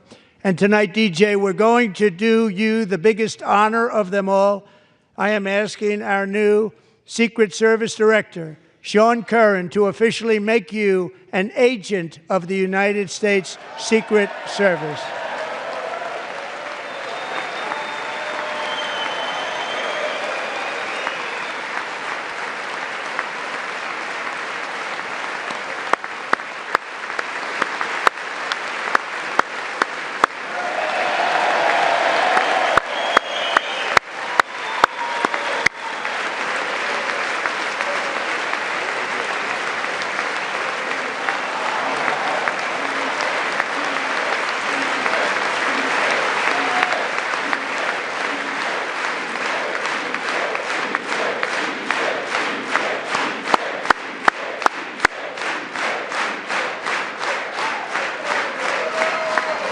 Thank you, DJ.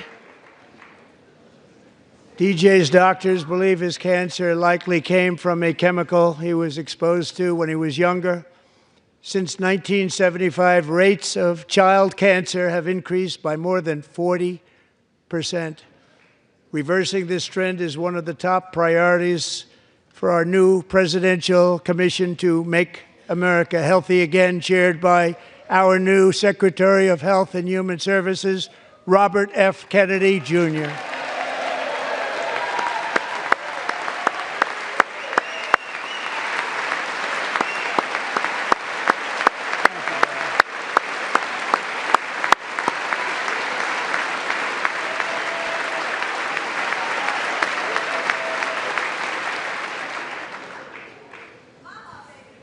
With the name Kennedy, you would have thought everybody over here would have been cheering. How quickly they forget. Our goal is to get toxins out of our environment, poisons out of our food supply, and keep our children healthy and strong. As an example, not long ago, and you can't even believe these numbers, 1 in 10,000 children had autism, 1 in 10,000. And now it's 1 in 36. There's something wrong. 1 in 36. Think of that. So we're going to find out what it is, and there's nobody better than Bobby and all of the people that are working with you. You have the best to figure out what is going on. Okay, Bobby? Good luck. It's a very important job. Thank you. Go get him.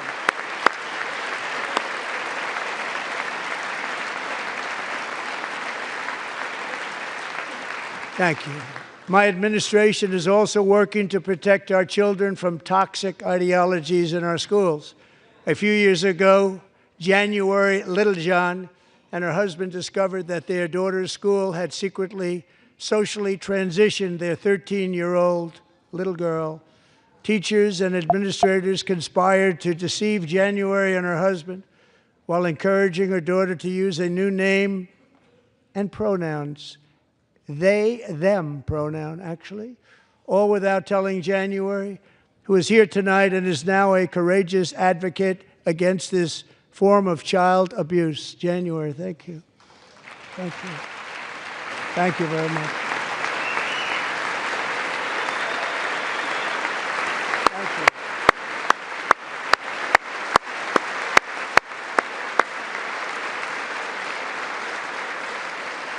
Thank you. Stories like this are why, shortly after taking office, I signed an executive order banning public schools from indoctrinating our children with transgender ideology.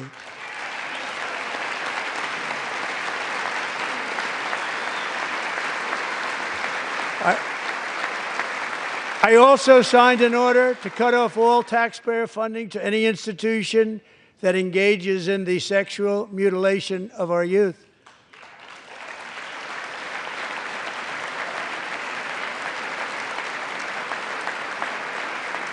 And now I want Congress to pass a bill permanently banning and criminalizing sex changes on children and forever ending the lie that any child is trapped in the wrong body.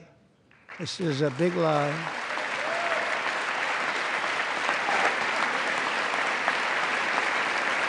And our message to every child in America is that you are perfect exactly the way God made you.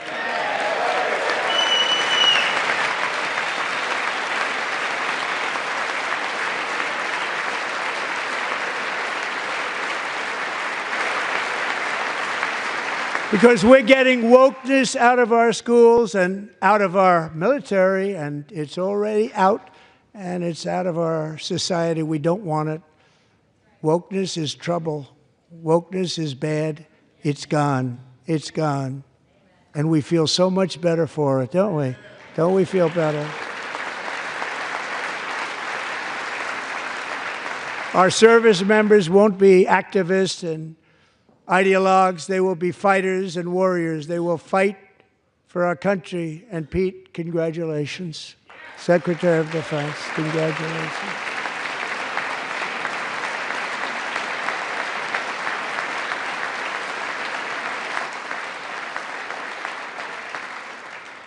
And he's not big into the woke movement, I can tell you. I know him well.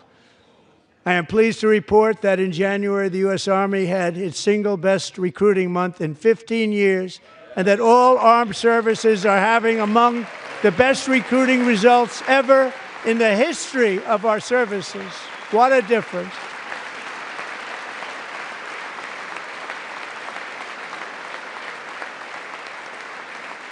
And you know, it was just a few months ago where the results were exactly the opposite. We couldn't recruit anywhere. We couldn't recruit. Now we're having the best results just about that we've ever had. What a tremendous turnaround. It's really a beautiful thing to see. People love our country again. It's very simple. They love our country, and they love being in our military again. So it's a great thing, and thank you very much. Great job. Thank you.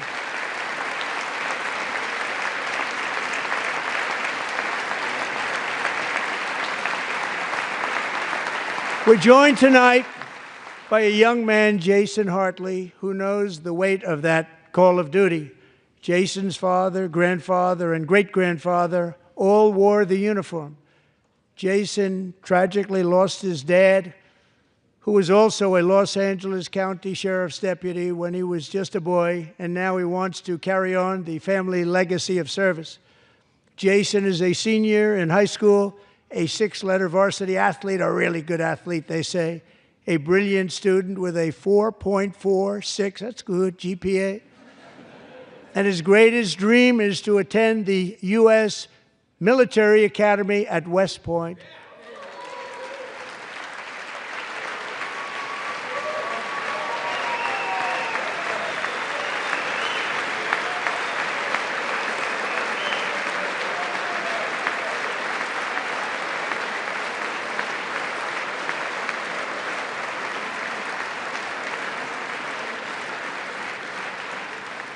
And Jason, that's a very big deal getting in. That's a hard one to get into. But I'm pleased to inform you that your application has been accepted.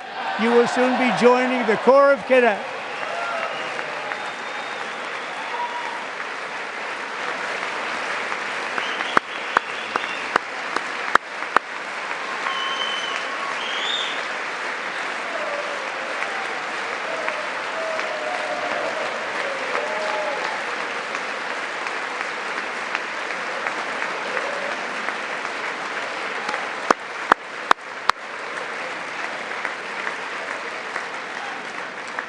Thank you. Jason, you're going to be on the long gray line, Jason. As Commander-in-Chief, my focus is on building the most powerful military of the future. As a first step, I'm asking Congress to fund a state-of-the-art Golden Dome missile defense shield to protect our homeland, all made in the USA.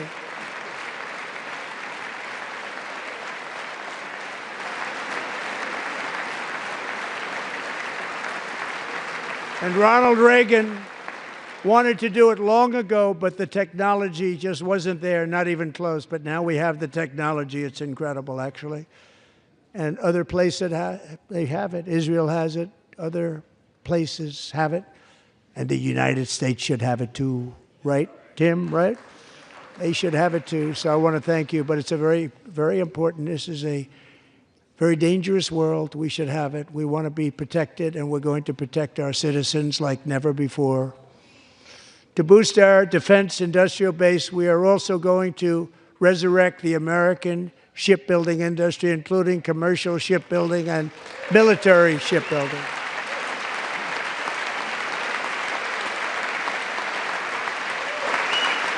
And for that purpose, I am announcing tonight that we will create a new Office of Shipbuilding in the White House and offer special tax incentives to bring this industry home to America where it belongs. We used to make so many ships. We don't make them anymore very much, but we're going to make them very fast, very soon. It will have a huge impact. To further enhance our national security, my administration will be reclaiming the Panama Canal, and we've already started doing it.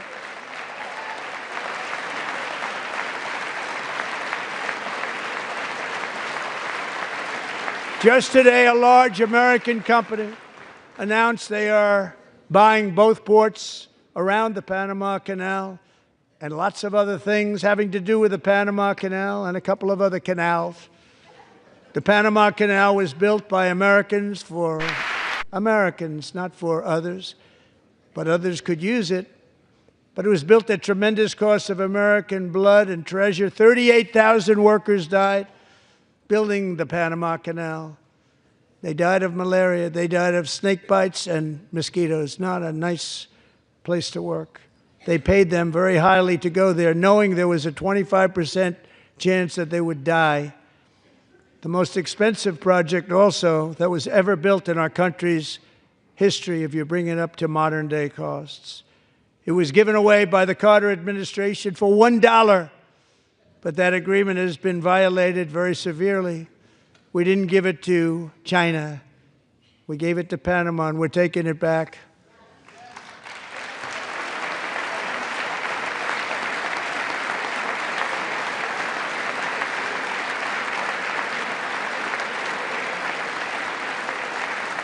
And we have Marco Rubio in charge. Good luck, Marco. Now, we know who to blame if anything goes wrong. Marco's been amazing, and he's going to do a great job. Think of it. He got 100 votes. You know, he was approved with actually 99, but the 100th was this gentleman, and I feel very certain. So let's assume he got 100 votes. And I'm either very, very happy about that or I'm very concerned about it. But he's already proven. I mean, he's a great gentleman. He's respected by everybody, and we appreciate you voting for Marco. He's going to do a fantastic job. Thank you. Thank you. He's doing a great job. Great job. And I also have a message tonight for the incredible people of Greenland. We strongly support your right to determine your own future. And if you choose, we welcome you into the United States of America. We need Greenland for national security and even international security, and we're working with everybody involved to try and get it. But we need it really for international world security, and I think we're going to get it. One way or the other, we're going to get it. We will keep you safe. We will make you rich, and together we will take Greenland to heights like you have never thought possible before. It's a very small population, but very, very large piece of land and very, very important for military security. America is once again standing strong against the forces of radical Islamic terrorism. 3.5 years ago, ISIS terrorists killed 13 American service members and countless others in the Abbey Gate bombing during the disastrous and incompetent withdrawal from Afghanistan. Not that they were withdrawing, it was the way they withdrew. Perhaps the most embarrassing moment in the history of our country. Tonight, I am pleased to announce that we have just apprehended the top terrorist responsible for that atrocity, and he is right now on his way here to face the swift sword of American justice.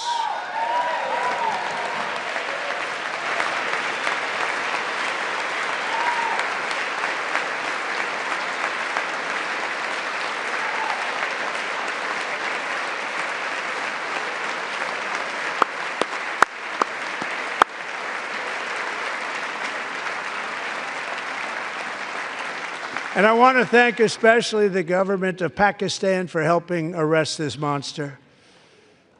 This was a very momentous day for those 13 families who I actually got to know very well, most of them, whose children were murdered, and the many people that were so badly, over 42 people, so badly injured on that fateful day in Afghanistan. What a horrible day.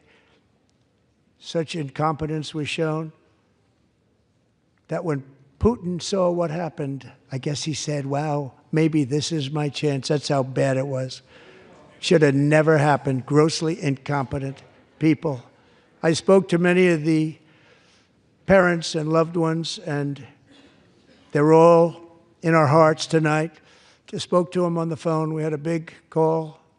Every one of them called, and everybody was on the line, and they did nothing but cry with happiness. They were very happy, as happy as you can be under those circumstances. Their child, brother, sister, son, daughter was killed for no reason whatsoever. In the Middle East, we're bringing back our hostages from Gaza. In my first term, we achieved one of the most groundbreaking peace agreements in generations, the Abraham Accords.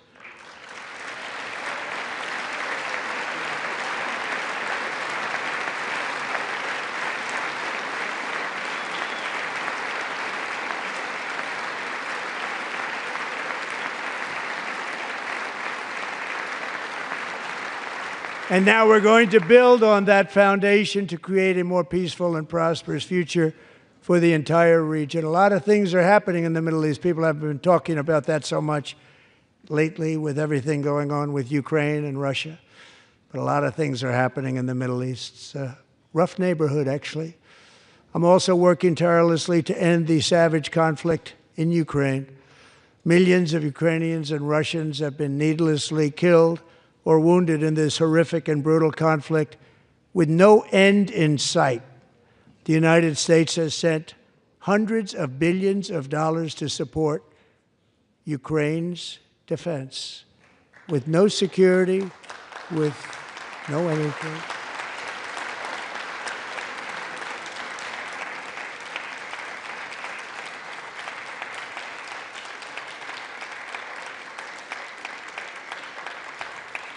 Do you want to keep it going for another 5 years? Yeah, you would say Pocahontas says yes.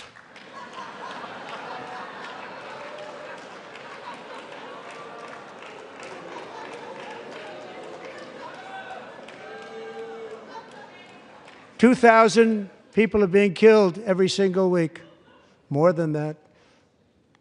They're Russian young people. They're Ukrainian young people. They're not Americans. But I want it to stop. Meanwhile, Europe has sadly spent more money buying Russian oil and gas than they have spent on defending Ukraine, by far. Think of that. They've spent more buying Russian oil and gas than they have defending. And we've spent perhaps $350 billion, like taking candy from a baby. That's what happened. And they've spent $100 billion. What a difference that is. And we have an ocean separating us, and they don't. But we're getting along very well with them, and lots of good things are happening.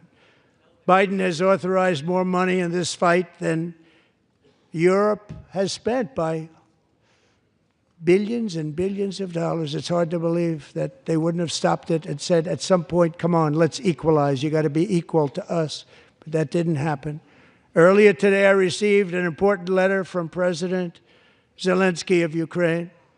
The letter reads, Ukraine is ready to come to the negotiating table as soon as possible to bring lasting peace closer. Nobody wants peace more than the Ukrainians, he said. My team and I stand ready to work under President Trump's strong leadership to get a peace that lasts. We do really value how much America has done to help Ukraine maintain its sovereignty and independence. Regarding the agreement on minerals and security, Ukraine is ready to sign it at any time that is convenient for you. I appreciate that he sent this letter, just got it a little while ago. Simultaneously, we've had serious discussions with Russia and have received strong signals that they are ready for peace. Wouldn't that be beautiful? Wouldn't that be beautiful?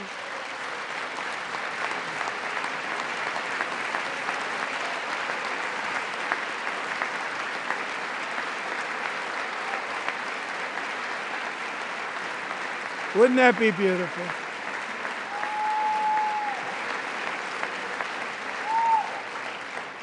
It's time to stop this madness. It's time to halt the killing.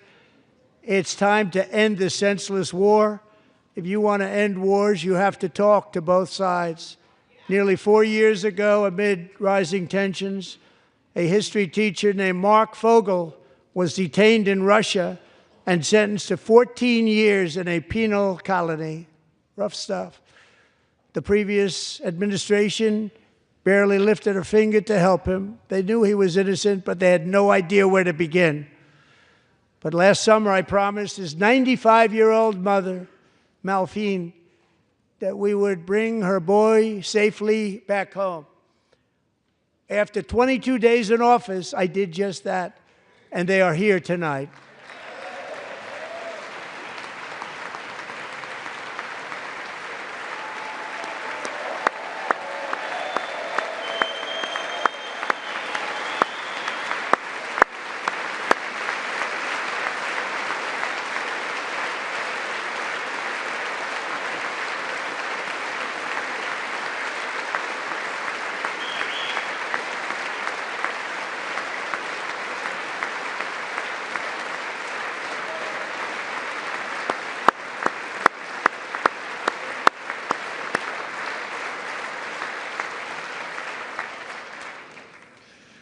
To Mark and his great mom, we are delighted to have you safe and sound and with us.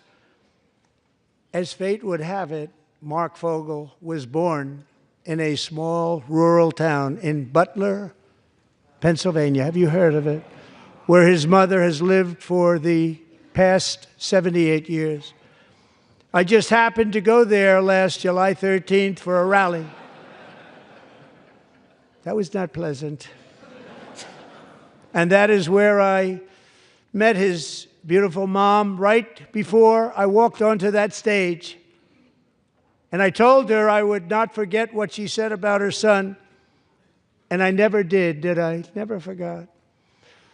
Less than 10 minutes later, at that same rally, gunfire rang out, and a sick and deranged assassin unloaded 8 bullets from his sniper's perch into a crowd of many thousands of people. My life was saved by a fraction of an inch, but some were not so lucky. Corey Comparator was a firefighter, a veteran, a Christian, a husband, a devoted father, and above all, a protector. When the sound of gunshots pierced the air, it was a horrible sound. Corey knew instantly what it was and what to do. He threw himself on top of his wife and daughters and shielded them from the bullets with his own body. Corey was hit really hard. You know the story from there. He sacrificed his life to save theirs. 2 others, very fine people, were also seriously hit. But thankfully, with the help of 2 great country doctors, we thought they were gone and they were saved. So those doctors had great talent. We're joined by Corey's wife, Helen, who was his high school sweetheart, and their two beloved daughters, Allison and Kaylee. Thank you.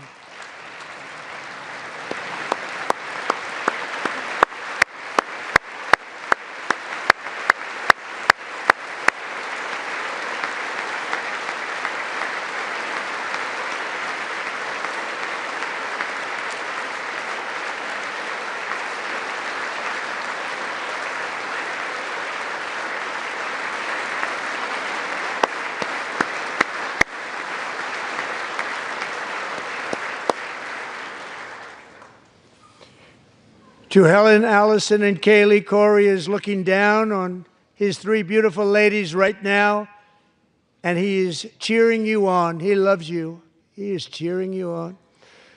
Corey was taken from us much too soon, but his destiny was to leave us all with a shining example of the selfless devotion of a true American patriot. It was love like Corey's that built our country, and it's love like Corey's that is going to make our country more majestic than ever before. I believe that my life was saved that day in Butler for a very good reason. I was saved by God to make America great again. I believe that. Thank you. Thank you.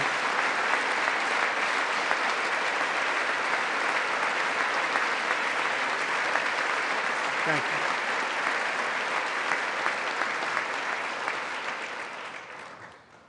Thank you very much. From the patriots of Lexington and Concord to the heroes of Gettysburg and Normandy, from the warriors who crossed the Delaware to the trailblazers who climbed the Rockies, and from the legends who soared at Kitty Hawk to the astronauts who touched the moon, Americans have always been the people who defied all odds, transcended all dangers, made the most extraordinary sacrifices, and did whatever it took to defend our children, our country, and our freedom. And as we have seen in this chamber tonight, that same strength, faith, love, and spirit is still alive and thriving in the hearts of the American people. Despite the best efforts of those who would try to censor us, silence us, break us, destroy us, Americans are today a proud, free, sovereign, and independent nation that will always be free, and we will fight for it till death. We will never let anything happen to our beloved country, because we are a country of doers, dreamers, fighters, and survivors. Our ancestors crossed a vast ocean, strode into the unknown wilderness, and carved their fortunes from the rock and soil of a perilous and very dangerous frontier. They chased our destiny across a boundless continent. They built the railroads, laid the highways, and graced the world with American marvels like the Empire State Building, the mighty Hoover Dam, and the towering Golden Gate Bridge. They lit the world with electricity, broke free of the force of gravity, fired up the engines of American industry, vanquished the communists, fascists, and Marxists all over the world, and gave us countless modern wonders sculptured out of iron, glass, and steel. We stand on the shoulders of these pioneers who won and built the modern age. These workers who poured their sweat into the skylines of our cities. These warriors who shed their blood on fields of battle and gave everything they had for our rights and for our freedom.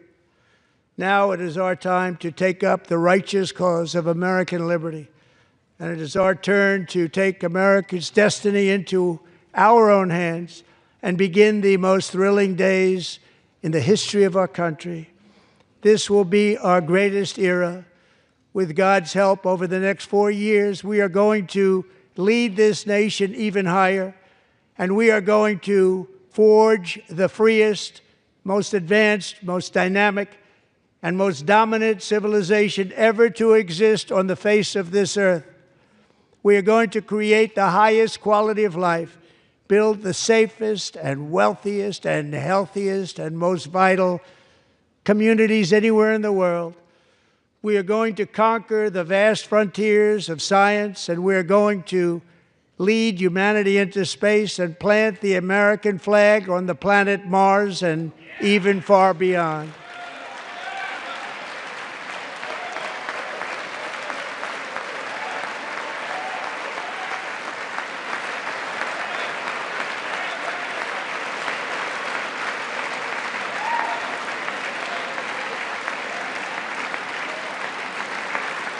And through it all, we are going to rediscover the unstoppable power of the American spirit. And we are going to renew unlimited promise of the American dream. Every single day, we will stand up and we will fight, fight, fight for the country our citizens believe in and for the country our people deserve.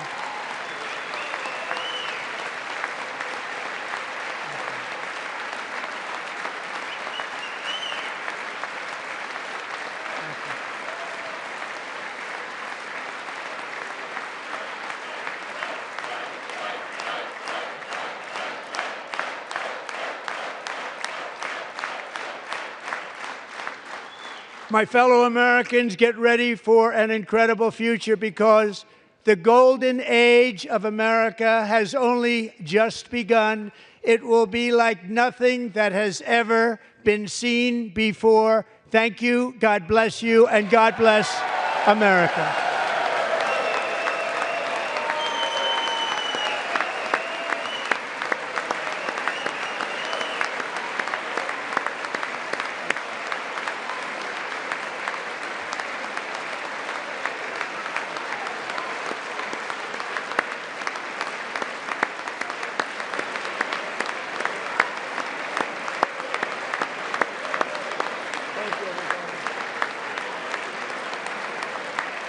Thank you.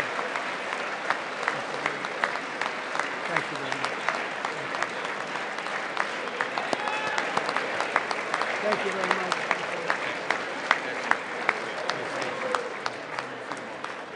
Thank you very much.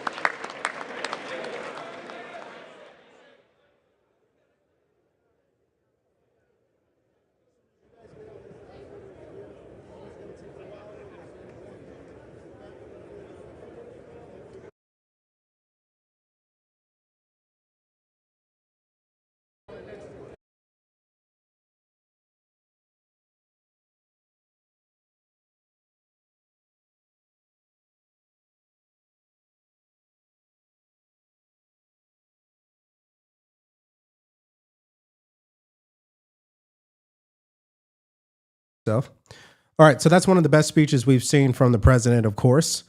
I just want to say thank you guys for spending your time with us tonight, watching this live stream together. I want to thank you guys for the super chats. I'm going to go through those right now.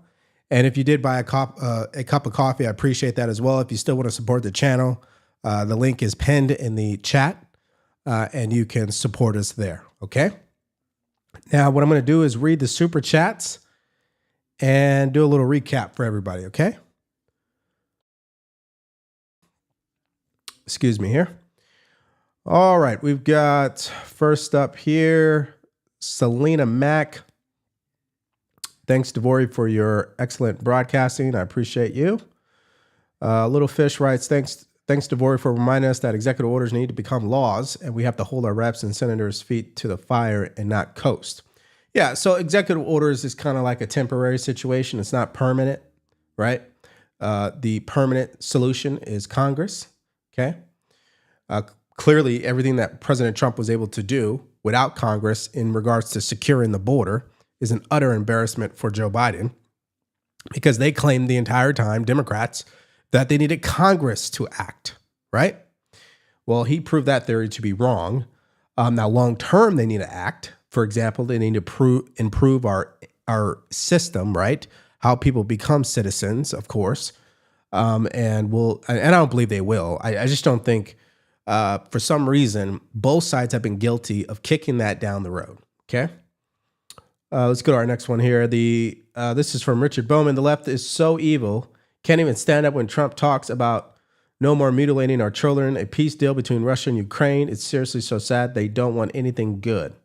Yeah, you know, the more I get into politics, the more I realize what I used to do before this really applies here as well. That is human behavior, mindset, psychology, understanding the power of the mind. Why do people think the way that they do? Why do people act the way that they do?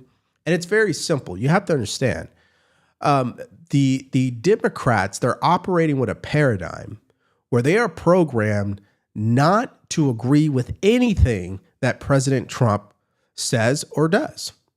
This is why when you hear a Senator John Fetterman speak out, people roll their eyes from the left. Or you hear a Stephen A. Smith speak out, you have people who criticize him, right? Oh, he doesn't know what he's talking about, and that might be true, but at least he's speaking out, right? You also have people who get upset at Dean Phillips. I find him to be moderate. And he agrees with stop mutilating our kids, stop having men and women's sports. I don't get why those particular issues Democrats just can't meet us in the middle with. You know why? Because the party has been programmed by progressives. That is who speaks for the party today. MSDNC, that's a progressive network. That's who speaks for the party. And whether it's for better or for worse, doesn't matter, my opinion. Just look at the results. They lost the election. Their approval rating is at 21%, the lowest in history. Right? So just think about that. You have another progressive mayor in Chicago. You know what his approval rating is? It is a record low in all mayors in this country in history, 6.7%. How was your approval rating 6.7%? You might be doing something wrong. I don't know. Anyways, moving on. Michelle Depp wrote this. Devore, thank you so much for keeping us informed with your channel. We love you and your family. Thank you. Thank you. I really appreciate that. Here's another one. It's Miggy. Shout out to my lovely wife who's sitting next to me. Love you, Samantha. Okay, I appreciate that. Let's see here. Thank you, Terry O'Neill. Appreciate you. Harold Coleman. Thank you. Rosie Borg. Sorry if I'm going to butcher any of these names. Here we go. Thanks, Devore and chat crowd and great President Trump. Bless you all. Yep. Let's see here. Love common sense. So do I. Thank you. Let's see here. Cowboy Up Texas. As a veteran, I respect my commander in chief again. Also, keep doing what you're doing. Need real reporting. Thank you for what you do. Absolutely. Let's see here. I'm not going to butcher that name either. Question: have we followed the money, and who are we going to hold accountable for this? I'm not too sure what you're responding to, but I know it's something that he stated. Let's see here. As the daughter of a disabled veteran, I agree with you 100%. Thank you so much. Okay, we have a couple of new ones here. Enjoy the coffee. Thank you, Rich Hansen. Appreciate that. Let's see. West Hill writes, I watch your channel instead of any mainstream news now. Thank you for your daily grind to keep us informed. God bless this new American era. Absolutely. I appreciate you guys watching. Okay. All right. Well, let's actually, let me cue this up because I'm going to do my summary here. Let's see here. Let me get my act together here.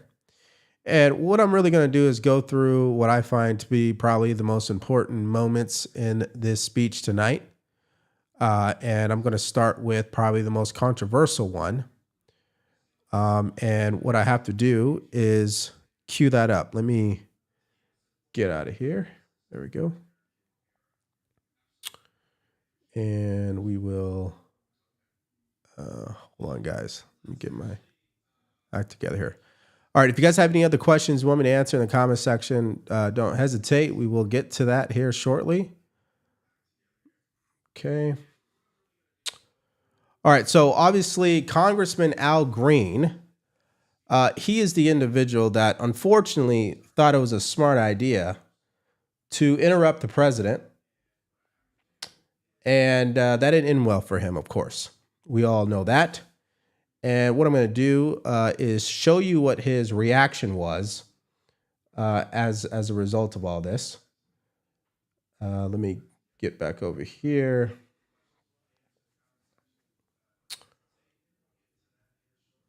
Hold on for a second, everyone. Okay, here we go. Here we go.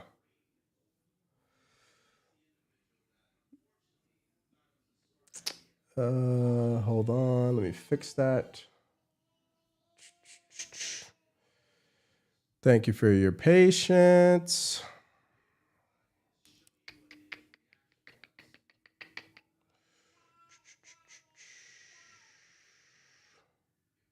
There we go.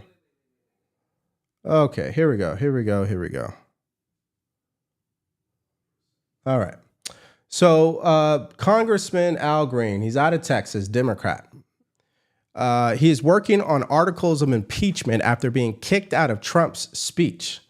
Okay, let's hear what he actually had to say, which I don't think you'll be surprised by.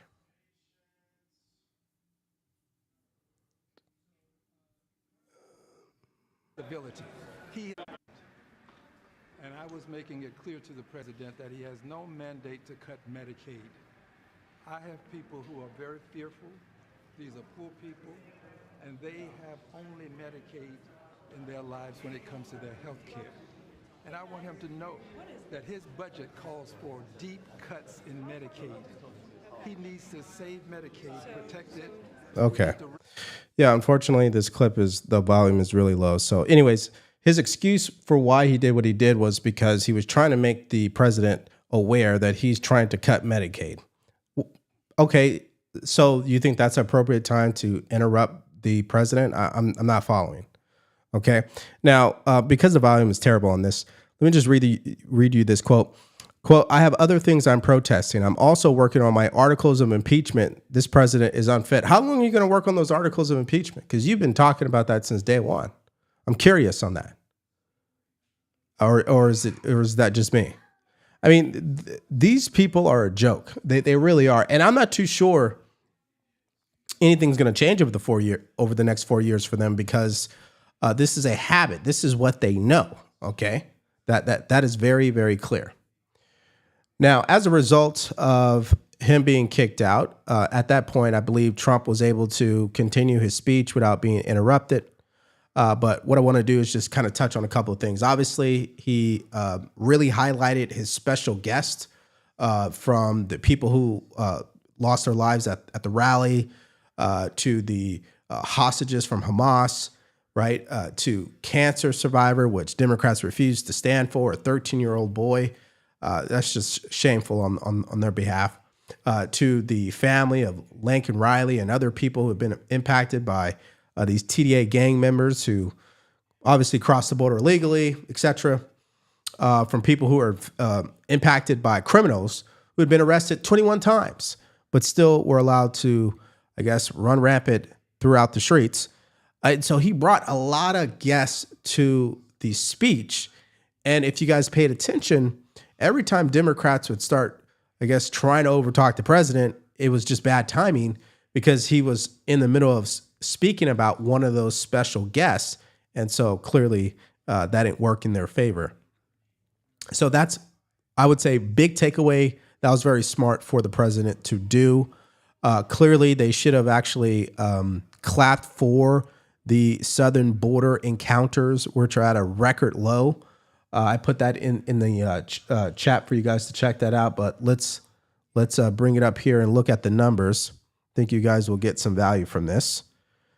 And because I always say men lie, women lie, numbers don't. Take a look at these numbers, right? 2022, 166,000 per month. 2023, 156,000 per month. 2024, 189,000 per month. Now it's at 8,000. I mean, that is a huge indictment on the Democratic Party, because they kept saying the border is secure. And here's the other thing. I know what CNN is doing right now. I know what MSDNC is doing right now. They're trying to fact check the president. They're saying the president lied during his speech. Okay, let's say I agree with you. The president lied about a couple of things. He over-exaggerated about a couple of things. But my question is this. You guys have been lying and exaggerating about so much when Joe Biden was the president. Because look at the screen. You guys said the border was secure. You said that Kamala Harris wasn't the border czar. You said there wasn't a border crisis. You said inflation is under control. You said we had the safest time in America, that crime was low, that around the world, it's never been safer. But when we look at the results, two wars, right? Hamas, Israel, Russia, Ukraine, the border crisis, right? Fentanyl, crime that wasn't reported to the FBI. And I'm going to say this right now, Kash Patel, can you fix that? Right? Why is it that only 60% of the police departments in our country is reporting crime data to the FBI?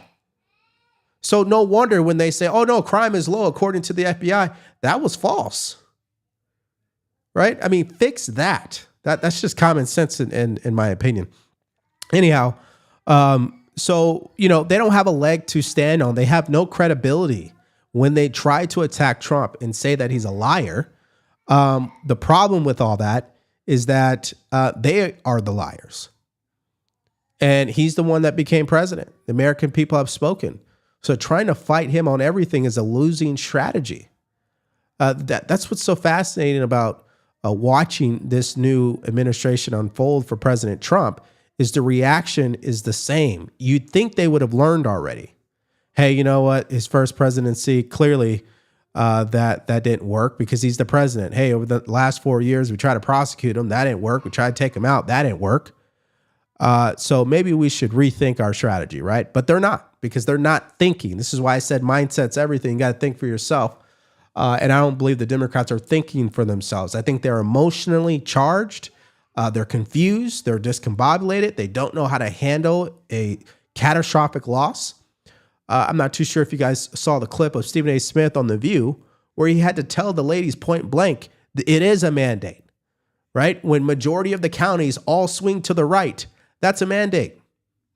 But again, they're in denial, right? It's like, what is it, 5 stages of grief? That's what they're going through right now. They're in the state of denial. They don't want to acknowledge anything that is true. Now, so he talked about the border, which was great. He also talked about, let me get to it here, the $1.7 trillion of new investment in America. Let me show you guys that on the screen here. There we go. So since January 20th, he's up to $1.7 trillion. Again, men lie, women lie, numbers don't. So that is something to clap for. Of course, they weren't ever going to do it, and that is the Democrats, of course. We know that.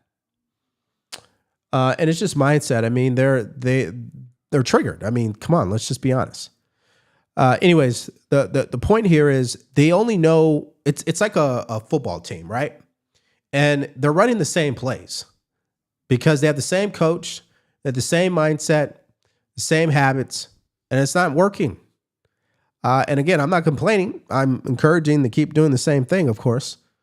But it was really sad to see that they didn't clap. It's just an overarching thing about this entire speech.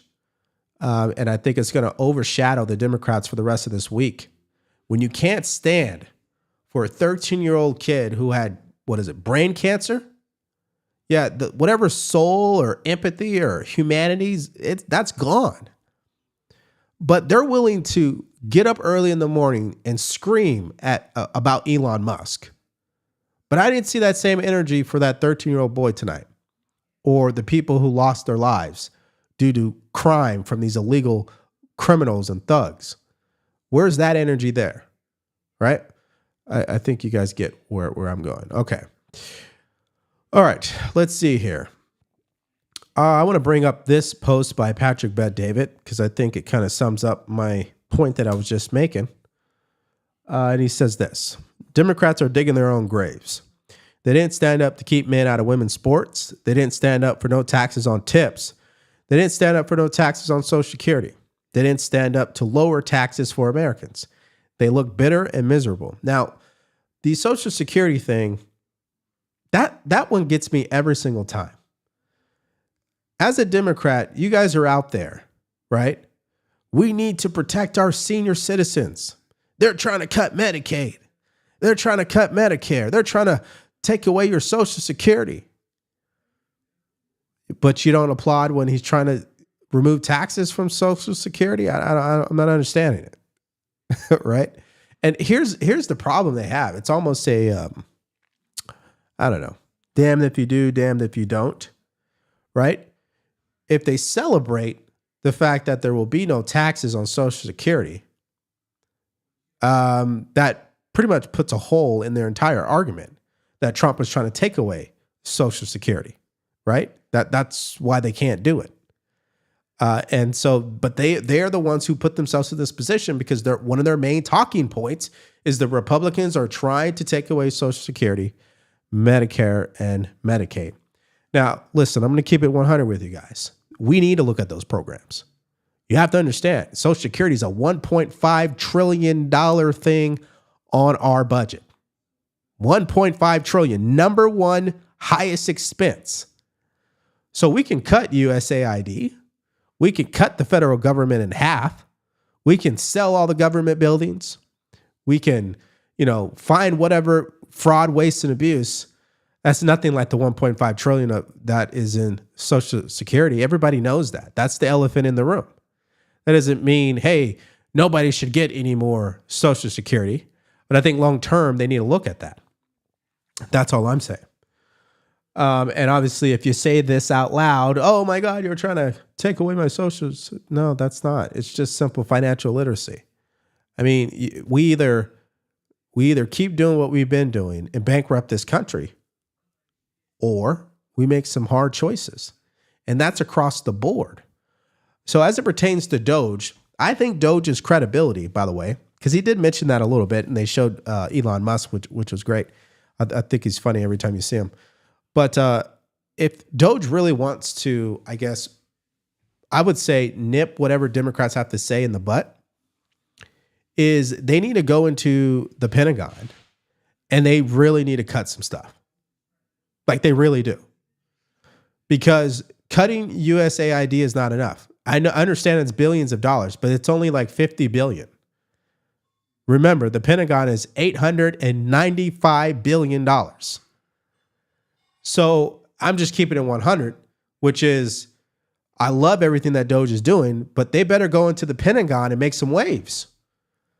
Because if you're going to do all this and lay off all these people from the federal government and not touch the Pentagon, man, we're going to lose on that from a messaging standpoint. That's why I'm saying it. And so hopefully they do that. Okay, so what is the other thing that the president talked about as I'm getting to the end here? Let's see here. Excuse me.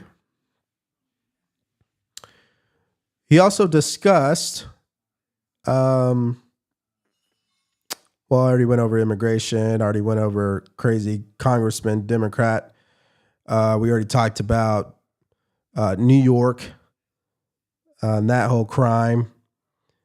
Let's see here. Okay, another good one was Pocahontas. He called her out during the speech. I thought that was really good. I mean, listen, my thing is don't dish it if you can't take it. We know this is what she does every day. She's more engaged in trying to tear President Trump down every second of every moment, including Elon Musk.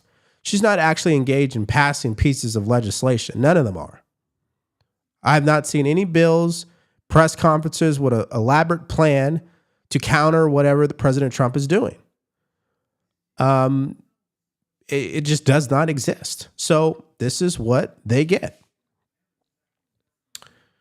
This is what they get. Let's see here. There was a good line where, Democrats claimed, and I know I already said it, but I want to make sure I didn't forget it. Democrats claimed that you needed a bill in order to secure the border. And President Trump ended up saying, no, you just need a new president. I thought that was really good. Oh, yeah. One more thing. This is probably one of my favorite stuff besides the special guest is naming the TDA and the Mexican cartels foreign terrorists. Why they have not been foreign terrorists, I have no idea. Actually, I do. Obviously, establishment, right? Money reasons. So I really love that he did that. You know, why Democrats didn't clap for that? It's just crazy. It's just crazy. The amount of damage the Mexican cartels have done, just words I can't even find the words because it's that bad. They're evil. They really are the devil, right? I mean, that's literally what they are. And they don't care. So I'm glad that President Trump brought that up.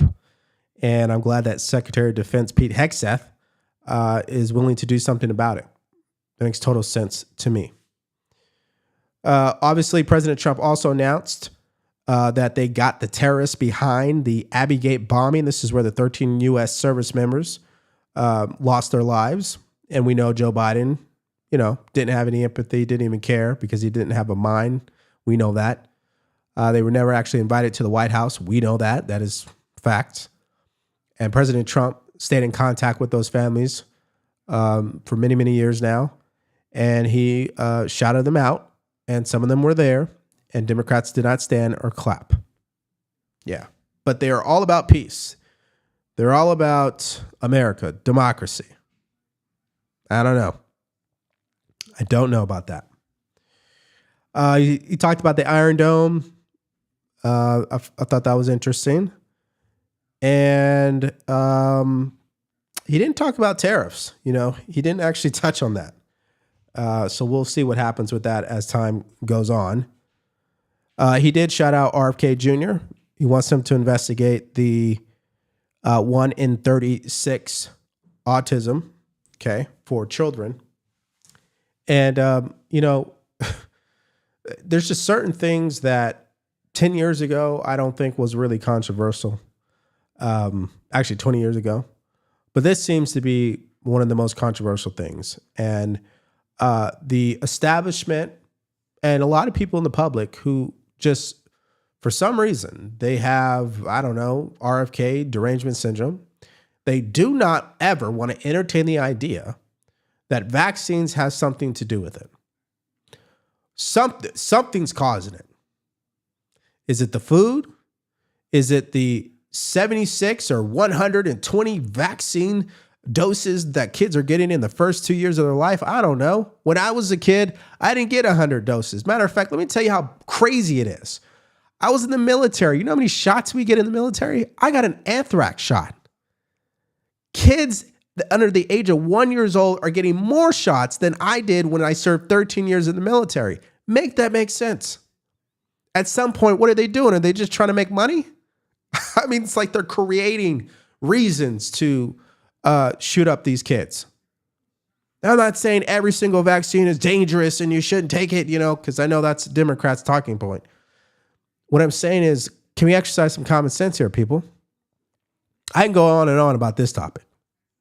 It's kind of like, and my wife will appreciate this. It's like C-sections, okay? Think about this for a second.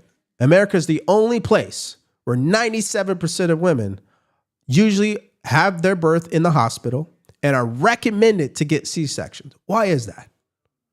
Because it's a business. They make money. They make money shooting you up at the hospital. They make money when they have to say, this is an emergency. Let me give you this. We got to wake up, people. This is not the America from 50, 60 years ago, right? I mean, you go to another country, women have birth in the home, not in the hospital. America is a business, and the American people need to understand that. You can't walk around blind anymore. You have to understand everything you're engaged in at some level is a business.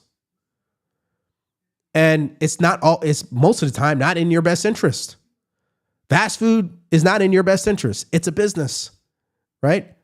Hey, we are going to sell you convenience, but what's the cost of that? Your health, right? I mean, that's what's going on here. So my bottom line to all this, if you think for 1 second that I'm going to believe some congressman or some person who works at NIH or the CDC or these health agencies tell me what is safe, knowing what they did to us in COVID, you got another thing coming. Because the results tell the story that we've gotten sick as decades have gone on, sicker. So what, like, you can't come up here and tell me, well, hey, wait a minute, you need to trust the science. Well, I'm looking at the results. So what do you mean trust the science? The results are getting worse, right? I mean, it's laughable. So, I mean, that doesn't mean every little thing, every vaccine or every shot or every advice from medical professionals are bad. What it means is American people need to do their own research because it's a business. They make money when you're ignorant. Okay? That's the bottom line. All right, let me move on to this second thing, or my other point that my wife just brought me. Reciprocal tariffs starting April 2nd. Yeah, he didn't really discuss a lot of that, but that is true. So the reciprocal tariffs go into effect April 2nd. Whatever they tariff us, we will tariff them. That should have already happened. You guys already know Canada, they have tariffs on certain things like beef and milk that are like 200, 300%, but we don't do that. We know places like Germany and Europe, they don't let us sell our American cars there, but they can sell their American cars here. Make that make sense. We know that tariffs are a way to incentivize companies here to be able to compete. Listen, Bill Clinton, for as good as he was, and you could say that he was a good president if you're comparing him to Obama, obviously. The one huge mistake that he made, besides what he did in the Oval Office with that girl, was the trade deal. Because essentially what it was is, go ahead. We don't need these jobs over here. It's a business. Didn't I just say that? Think about it. If you're a business owner and I can make this product overseas cheaper than I can here, sign me up. And what they did is they sold the American people out for money. Will President Trump be able to fix it? The history says no. But maybe with these tariffs, there's a chance. And I think that's what most Americans are asking for. Just can you at least give it a shot? And hopefully that's what these tariffs will give us. Will there be some pain, according to what the media wants us to believe? At some level, I told you guys this at the beginning of the live stream, vehicles coming out of Mexico will definitely be higher. In fact, there was probably vehicle prices today that gone up, because of tariffs. Vehicle prices were already high for the record. Okay. So, how long will that last? We don't know. But I'll tell you what, Honda already announced that they would be opening up a manufacturing plant. 2028 is the year, according to them. I think they want to have it open by 2028. So that is a good thing. We know the 1.7 trillion investments, Apple, right? They're going to build their own plant as well. So, we'll see. And I say we'll see because at the end of the day, I judge based on results. So Democrats can say whatever they want. The media can say whatever they want. Results ultimately will tell the story. And that's why whatever they say about Ukraine and Russia is irrelevant, because results show that under George Bush, Georgia was taken. Under Obama, Crimea was taken. Under Trump, nothing was taken. And under Joe Biden, Putin tried to take everything from Ukraine. So, results tell a story, people. Results, not narratives.